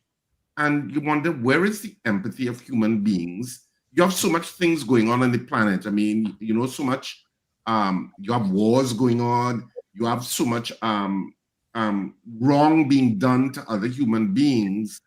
And Pope Francis was one of those singular lights that says, hey, we are all human together. Hey, we have to love one another. Hey, it's a message that is age-old as religion, but sometimes I think as humans, we need to hear it again and again and again. Precisely, but Richard, we don't have to go far. You'd recall that there's a current aspiring political candidate. Well, he's a political candidate aspiring for leadership, who, when he saw the reaction of a sitting cabinet minister to the death of a friend, had the worst things to say publicly about that cabinet minister.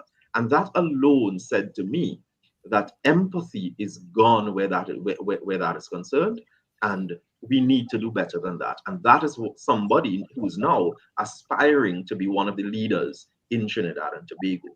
That aside, the Pope Francis, you're right, he popularized, so to speak, he made empathy a significant part of his journey.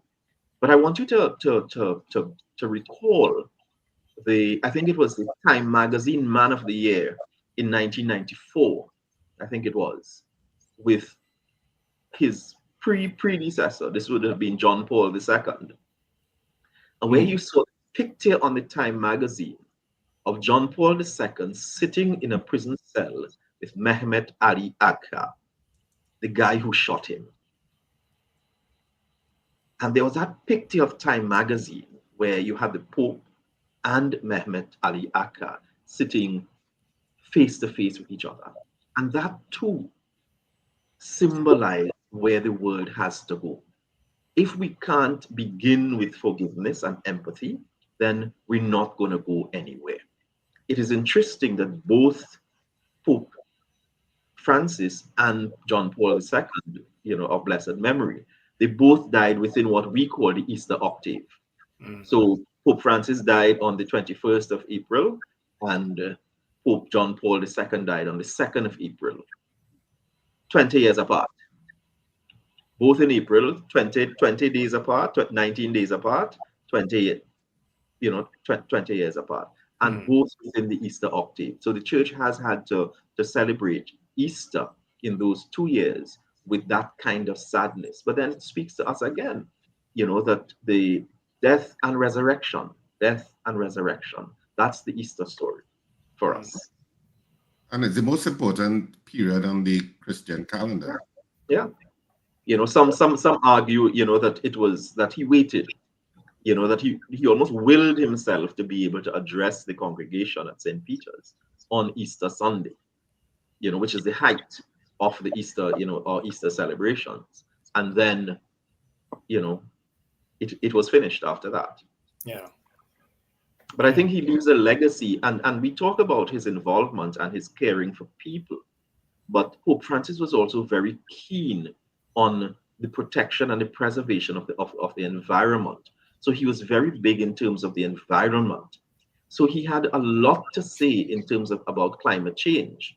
So that he was in terms of COP26 and a number of those, the Paris Accord, he was very instrumental in helping pull those things together so that the church, the people of God will see that we need to care as well for the environment, just as much as we care for the human body.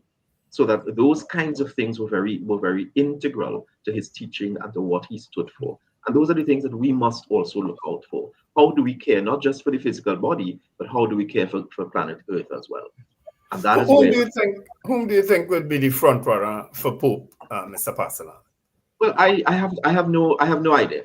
I have no idea. The Pope would have consecrated, I think, about 140 new cardinals during his tenure, but it doesn't work, like a handicap. Who has the short odds and who is most likely to. It doesn't work like that. It's really a very prayerful experience for the church. Do you think we'll see a Pope from the African continent?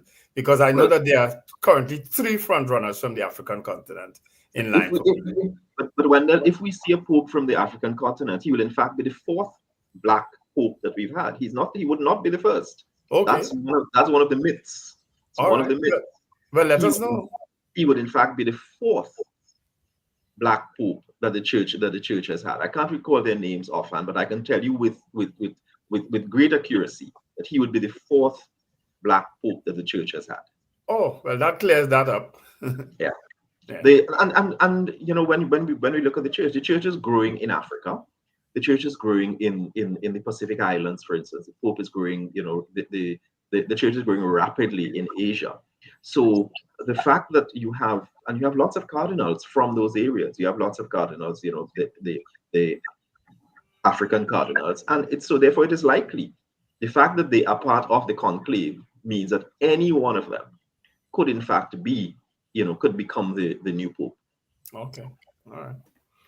Well, Mr. Pasalan, thank you very much for joining us. Thanks so much for joining us this morning. We appreciate you taking the time to speak with us, Neil Pasalan. Oh, that's all right. Anytime, Richard, Wendell, thanks very much for having me. God bless. It. Take care. Thank you. Right. God bless you too. All right. Of course, that was Neil Pasalan, who is of strong Catholic. Is Neil pastor preaching still? I think he is still doing that. In the Catholic Church, Right, but we have to go for a short break, Wendell, and we. No problem.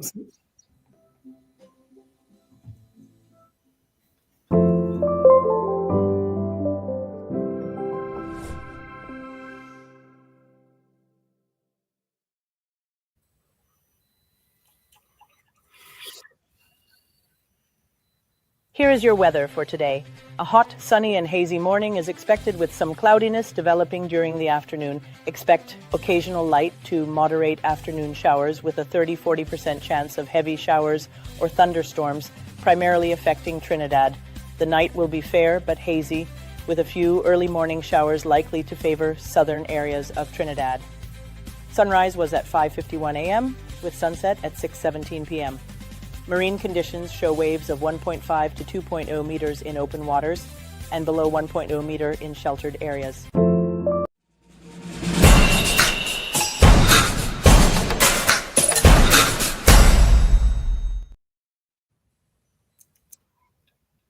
All right.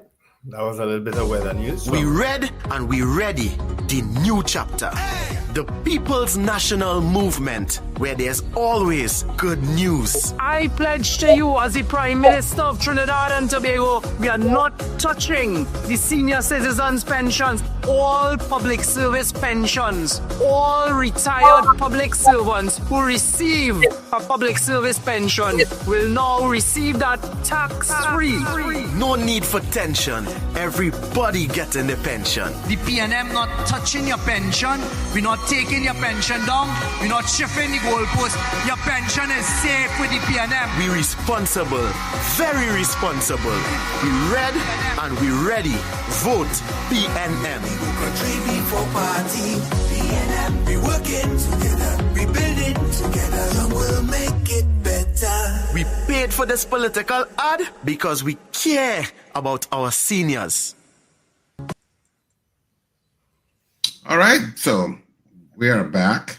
Richard, how do you delete comments from the chat? How do you delete it off the chat? That's not something you ask on air. That's something that we discuss when we have our You know, I want the person. I'm sending a subliminal message. That's why I asked it on here. I know it's something that I could ask off here, but I want the people to know that we will delete your comment if you make an inappropriate comment on the chat. Are there inappropriate comments on the chat? Yes, there is one. One in particular from whoever Jasudra Ram Kalawan is. Don't send those kind of comments on our chat, please. All right? We'll appreciate it very much. Okay? As I say, campaign for your party, but don't send the comments like that. And as a matter of fact, for the person who would have said, I think that same person who said, no, actually, it's champion of that that Dr. Rowley has made inappropriate comments. I don't know if you all remember when we criticized Dr. Rowley for comments that we thought inappropriate too. We have on this show. Can't speak for other shows, but we have called him out on some of his comments. Okay? But we don't have control over what Dr. Rowley said. We have control over what all he put on the chat. Don't do it to our show, please. Absolutely. I totally agree with you, Wendell. Keep it civil, keep it respectful. But this does Archbishop, is he in line to be Pope? Well, any Roman Catholic male is entitled, I suppose, single male. Don't you have to be a cardinal? No. According to strict doctrine, you just have to be a any Roman Catholic single male is entitled to be Pope. So I don't know, I just putting it out there, I don't know if I might get a call from Rome that say, come to the conclave. I'm just saying. But well, if you get a call ahead of Neil, that is where the Catholic Church going. We're already going. But the tradition is that it's selected from the cardinals. Mm-hmm. So no, to answer your question, Archbishop Gordon is not in line. Mm. But because of the tradition of it now becoming from the cardinals, but from a strict doctrine point of view, it's any Roman Catholic male. Yes, that particular comment. Who highlighted it? You? No, I didn't click anything. That must the Charles. Yeah, I was what I was looking at it. I think you could show or hide it, so that's how experimenting. Yeah, so you experimenting too, like I do. My fingers touch them accidentally though, because I have a touch screen. I scroll by a touch screen, Any word from Mr. Warner? No. Oh God, Rick, my love. Is who touching them now? You or Sir So that's me. That's Mrs. R. Yeah. She asking a valid question. Why you think you're going?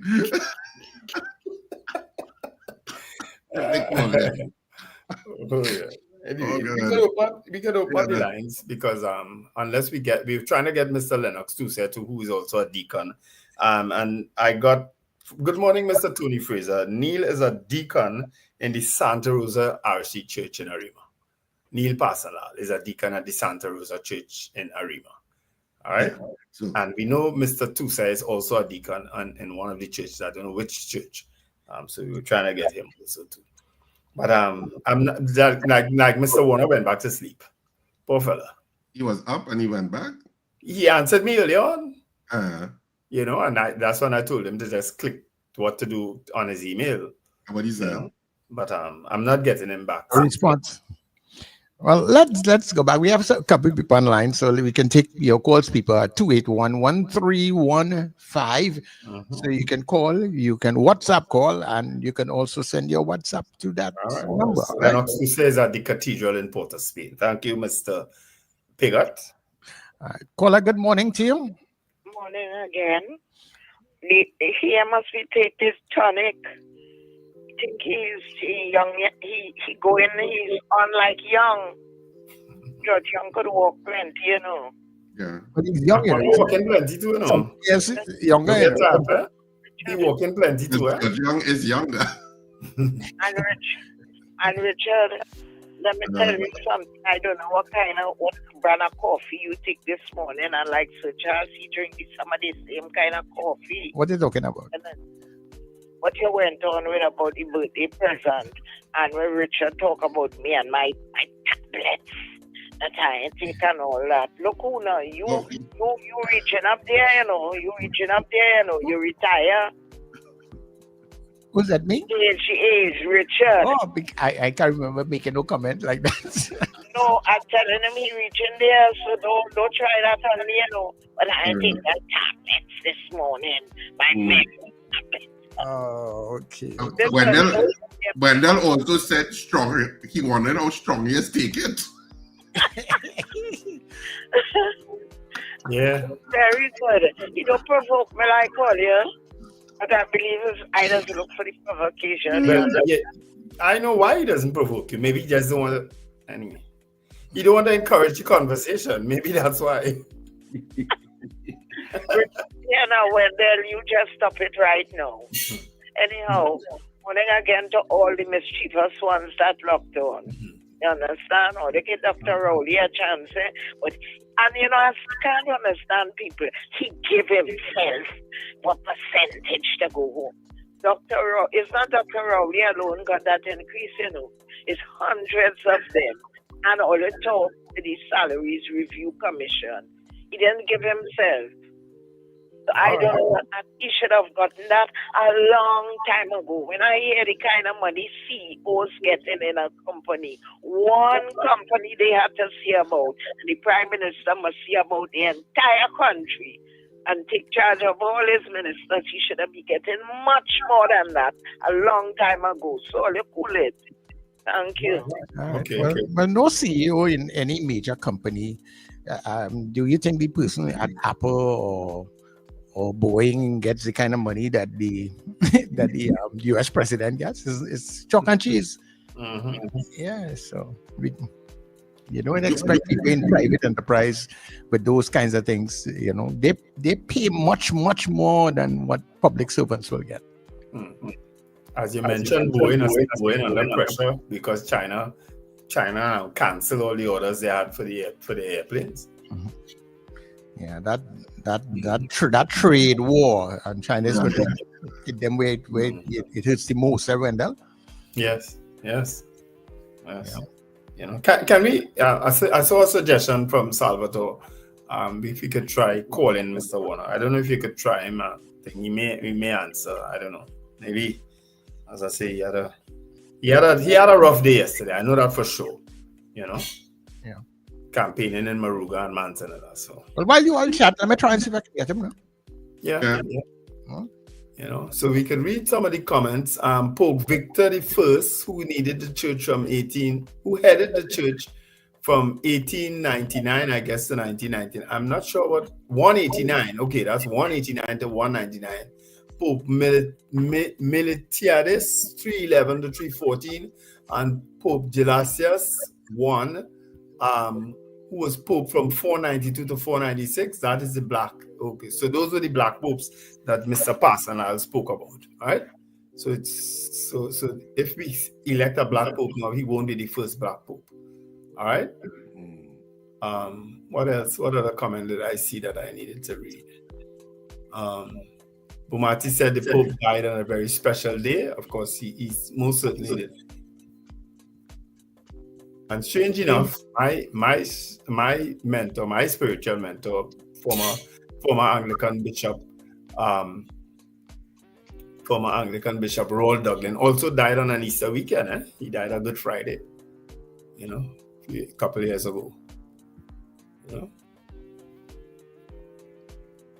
So Charles is trying to get Mr. Warner by phone. So we can't, I guess he's using, he won't be able to take calls right at this moment. But this week, of course, is the last week before elections. And of course, the political parties will culminate with their rallies on Saturday. Yeah. I think the CNN is at Etihad Ground in Tunapuna. I'm not sure where the UNC is having theirs on the Patriotic Front and the NTA, where they will be having theirs. But before the end of the week, we'll kind of give you a list, kind of run through a list of some of the candidates, Yeah, because it will be on Monday. For those of you who don't know, The general election is on Monday, and of course, we'll find the results. And we didn't talk about the poll. The poll seemed to suggest, at least the poll that was done by Dr. Ahmed Ghani. I tried to get Dr. Ahmed Ghani on the program, but basically declined, saying that he was committed to GML, Guardian Media Limited, and because he was the one that did the poll that came out over the weekend, and I think it seemed to suggest a little edge towards the UNC. Yes, no surprise. In terms of, I suppose it's always the marginals you have to look at. So I suppose in some of the marginals, but it seems, when people ask you who's going to win this election, I have no clue. Yeah, it is close. Yeah, based on the commentary you've been hearing. Yeah, and I don't know if third parties may make inroads in one or two seats, because you have third party people that are pretty high profile. You have Michaela Pandey in Cougar North, and she's pretty high profile because she has the Pandey legacy behind her. And then you have Gary Griffith in Arango St. Joseph, which of course is a marginal. And so where will that go? Because with Terence Dial saying, you just don't know. It's difficult to call. Of course, can they get any other seats across the country, those third parties? I don't know. What are people's sentiment? Or are people just saying, look, we think we need to go back with the PNM because it's better the devil that you know. I'm just phrasing it that way. That's somehow some people judge it. Better the devil that you know than better the devil you don't. Well, we know that devil. It's not that we don't know that devil. The devil of the UNC. I mean, for the last 10 years, the PNM has had a trajectory. And they may say, look, let's just keep with that. And, as we get towards 2030, because the next mark for general election will be 2030. And in 2030, according to the PNM, we're supposed to be developed country status by then. Yes. According to what they have said in terms of their, I don't know what you call it, their 2030 document. Vision. The vision. Thanks for correcting me. So we Guys, see where all that goes. No such luck. He's not gonna say. Well, we take some calls from our listeners at this point and viewers as we are towards 8 a.m. So 281-1315, 281-1315. We'll take some of your calls. But if we have to go, it doesn't matter regardless of which party you support. We are, we are taking calls from anybody about what your take is on the elections and happening on Monday. Yes. Do you think it's hard to call? Do you think it's I don't know. It seems to me as if it's hard to call. Right. People seem to suggest that. So let's take the caller. Caller, good morning to you. Hey, good morning again, gentlemen. Norfolk, Virginia here. Hey, a quick word here. You guys mentioned that chap Alexander Philip. I'll tell you something though. The inside, I heard him on the platform the other day talking and saying, "Oh, he's going to contact his brother to bring down Jeff Bezos and Musk." You guys recall hearing that? No. Yeah. Well, maybe not on the platform, but maybe he did it during one of his podcasts. But the thing about it is that he didn't mention the fact that that his brother got spit out like a plum seed, as one person just termed it. That this current administration, he's nowhere near the lawns of the White House, and yet you're going about saying stuff like that, which is very irresponsible. Because even his brother himself has been critical about Trump. And, in this town, once you say something bad about the uni-party that we have out here, then you can write yourself off, right? So, anyway. So, lastly, too, I see the Pope, God bless him, and so on. I'm Catholic, so I'm bashing Catholics and so on. But did you see with Tom Hudland, the Homeland Security guy here in the U.S., when he met the Pope, and the Pope spoke to him about walls and so on, but he was very discreet. He didn't say anything. But in an interview afterwards, he said, "Well, I don't know how the Pope telling me about putting up walls when he got walls all around the Vatican," which I find was rather funny. But anyway, have a good day, gentlemen. All right, take care. I don't follow Sorry, I don't follow Philip Alexander. I'm not interested. I mean, every now and then what he says comes up and videos. You can't help but see it in your face. Yeah, I don't look at it. I don't look at it. Sorry. I read that comment though on the Nigerian airline and I said, what a despicable comment. You know what I mean? Good morning. Yes, good morning, gentlemen. I was looking forward to listen to Mr. Jack Warner. You all going for extra hour? We were trying to get him. If we get him, yes. Yeah. Because I was looking to see Mr. Warner, Mr. Wendell, towing 2-2. Mr. Warner is my friend, you know. All I was going to ask he just have everything. I know, Mr. Richard, you were coming on the scene with this little drama and thing, and you know, we all love that. You understand? But I was looking forward because I love how we all have the different political people on board, and you all keep hitting the pointers from time to time. And today I was really looking forward for Mr. Warner. But however it goes, you know, I'm listening. I have one question alone for Mr. Warner, you know. One question I was going to ask him. How are you back with the UNC? That's all I was going to ask him. You know. Don't worry, everybody that drink up their own vomit, everybody that drink up their own vomit. So don't worry, President. I know you're going to be different. You're doing that, but still, everybody. Yeah, I mean, there's an opportunity for him, so he's trying to see if he get his foot, he toe at least in the way. And he might get the foot, at least he get the toe in. Opportunity to watch. America ain't had time with Mr. Warner again. Mr. Warner, good morning. 81 years old. Mr. Warner just need to relax himself now. What are you going back in that stress for? Something inside of you, Wendell, that keeps you going, you know. Hello, good morning, caller. Yeah, man. Yeah, but that's what keeping the man. The thing with the Pope question is that because when you put it up on the chat there, the 3 popes that he mentioned, that was in 186 and all kind of thing. Yeah. That different world is interesting, but I thought he would have responded. I think it was way, you know how many thousands of some years. But it was interesting how they saw how the world was that time. But I would have get a more contemporary, you know, in these contemporary times. Because it's a valid thing. I think they say the churches are decreasing in the north, but it's increasing in the south countries. You know, the Catholic Church is expanding in those kind of countries. So there's more and more black and brown cardinals coming up. Now, the interesting thing is, as they say, in these contemporary times in Europe, with, you know, migration and immigration and all the fascism and all these things and the politics around those things, serious? I would have liked to hear a better, more response to that, man. How the church responding to these, it's increasing. So by the equation, it should reach to the point where a black and brown pope is there. And if it will happen in the branding of the church, which is, you know, Eurocentric in itself, and the politics and this thing, I would like to hear how the church people respond to that. It's sad he kind of sidestep it. Yeah. Yeah. Thanks very much. They just have a couple of weeks to wait to see. Yeah. I think someone put in the chat earlier on his funeral is on Saturday the 26th. Yeah. There's a timeline in which he has to be buried.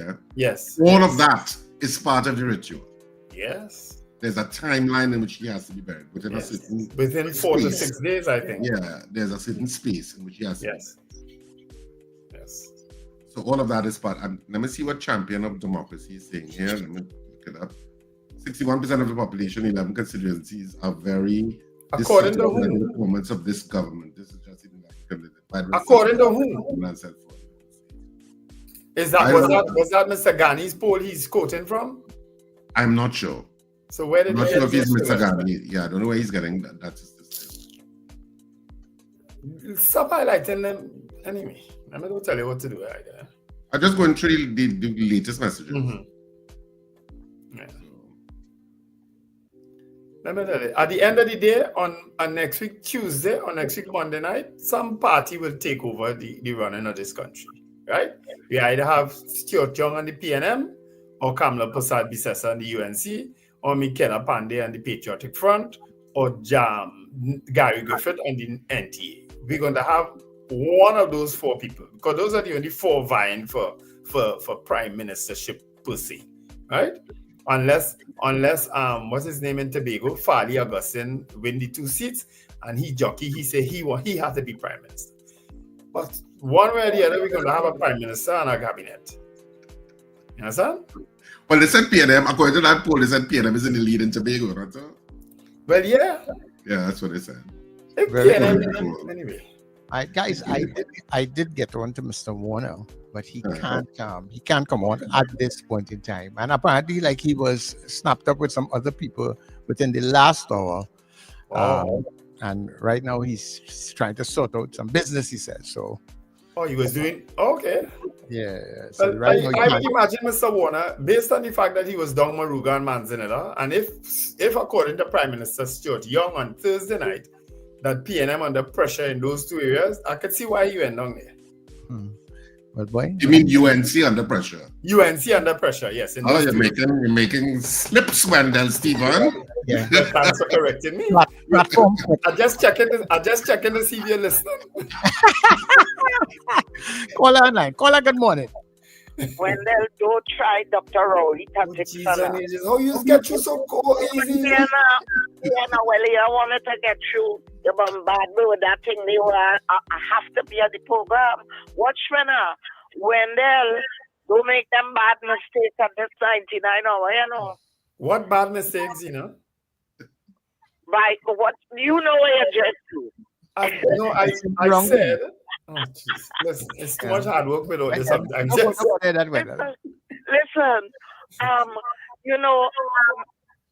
I want to find out from Richard. You were a staunch Catholic, ringing the bell for Father. He is. You know, he still is. Yes. I wonder. You ain't seen the halo. Watch good. That sounds so, but he's trying to fool us. Listen, there wasn't a black pope called. I think I heard about a black pope called Julius. Pope Julius, and he was from Tunisia. But but Zina, we put up a comment a little while ago about the history of the black popes. I saw the popes, but I did not see that name. But when I Googled it yesterday, I was Googling the black pope, and I was Googling for the Julius, and he was from Tunisia. But when I saw Julius the first, but he was from Italy. I don't know if he was born in Tunisia and then he grew in Italy. But the picture they had, it didn't portray that he was black. Oh, okay. So I'm asking you if you all ever heard about No, I am not. I'm not so sure about the history of popes. He wasn't black. He was born in 1443 and he died in 1513. He was from Rome, Italy. That is the one I know talk about. Yes, Pope Julius. Man, they had a black pope called Julius. I'll have to research it again. Mm-hmm. All right. Yeah. But then if we could, maybe we could ask, but I'll leave it up to you to get Jack Warner maybe on tomorrow. So that I'll try him again. So let me know later on in the day, considering that. And we have any more calls, Sir Charles, or should Actually, we? No, maybe we should sign off, I guess, and then go to the 8 o'clock news. Mm-hmm. We could. So of course, it is Tuesday, the 22nd of April, less than a week away from the general elections, actually. So have a fantastic day, whatever you do, and remember to smile and laugh. It's good for your health. Mm-hmm. And folks, one life, live it. It's at the back of me, so you can't miss it. And it'll be at the back of me from now till I depart this world. Yeah. One life lit. Thanks, Wendell. Live it. Live it. Every time St. Charles, he had a bend down. Yes.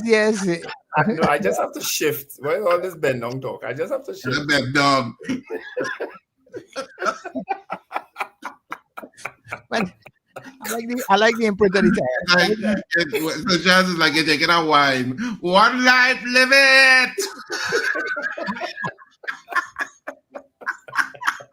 Martin Luther King had a saying. A man cannot ride your back unless it's bent. Okay, I need to take you off. Yeah, people, just to remind you, just before the guys go, that you should tune in a little later on inside the afternoon drive time with Tony Fraser and Zeno Constant as they go through all the years of political calypsos. And they have some very interesting ones that I didn't even hear them before, so interesting. So look out for that inside the drive this afternoon. And remember to like and subscribe to the YouTube channel, particularly. We have a goal of getting to 100,000 subscribers. Yeah, we go big or we don't go at all. We go at all. We go big or we don't go at all. Or we go home. Go home. Go big or go home. Just to remind you before we go to the 8 o'clock news.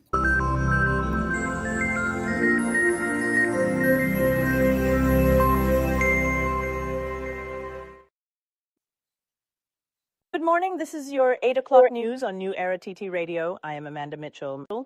With just over a week before voters head to the polls, Prime Minister Stuart Young announced that the PNM's internal polls show a clear lead in several key constituencies, including Chaguanas East, Toco, Manzanilla, Mayaro, San Fernando West, and possibly Moruga Tableland.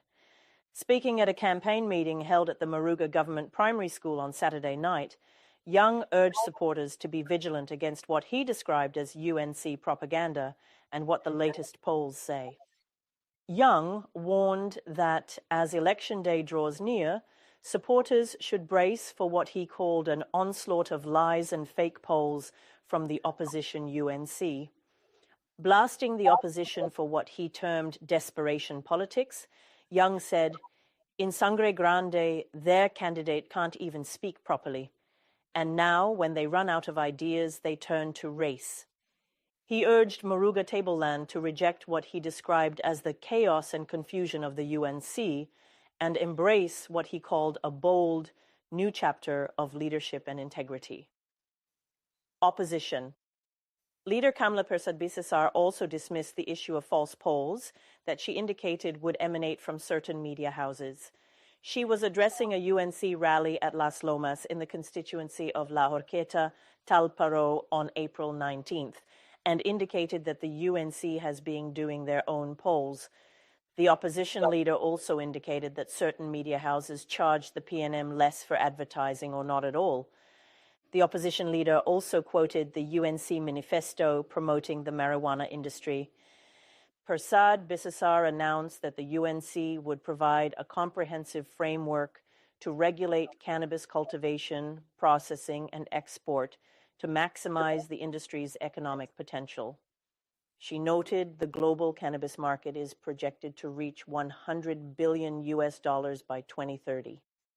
She explained that this represents an opportunity for Trinidad and Tobago to develop cannabis as an agricultural product similar to sugarcane or cocoa, allowing participation from both small farmers and larger entities.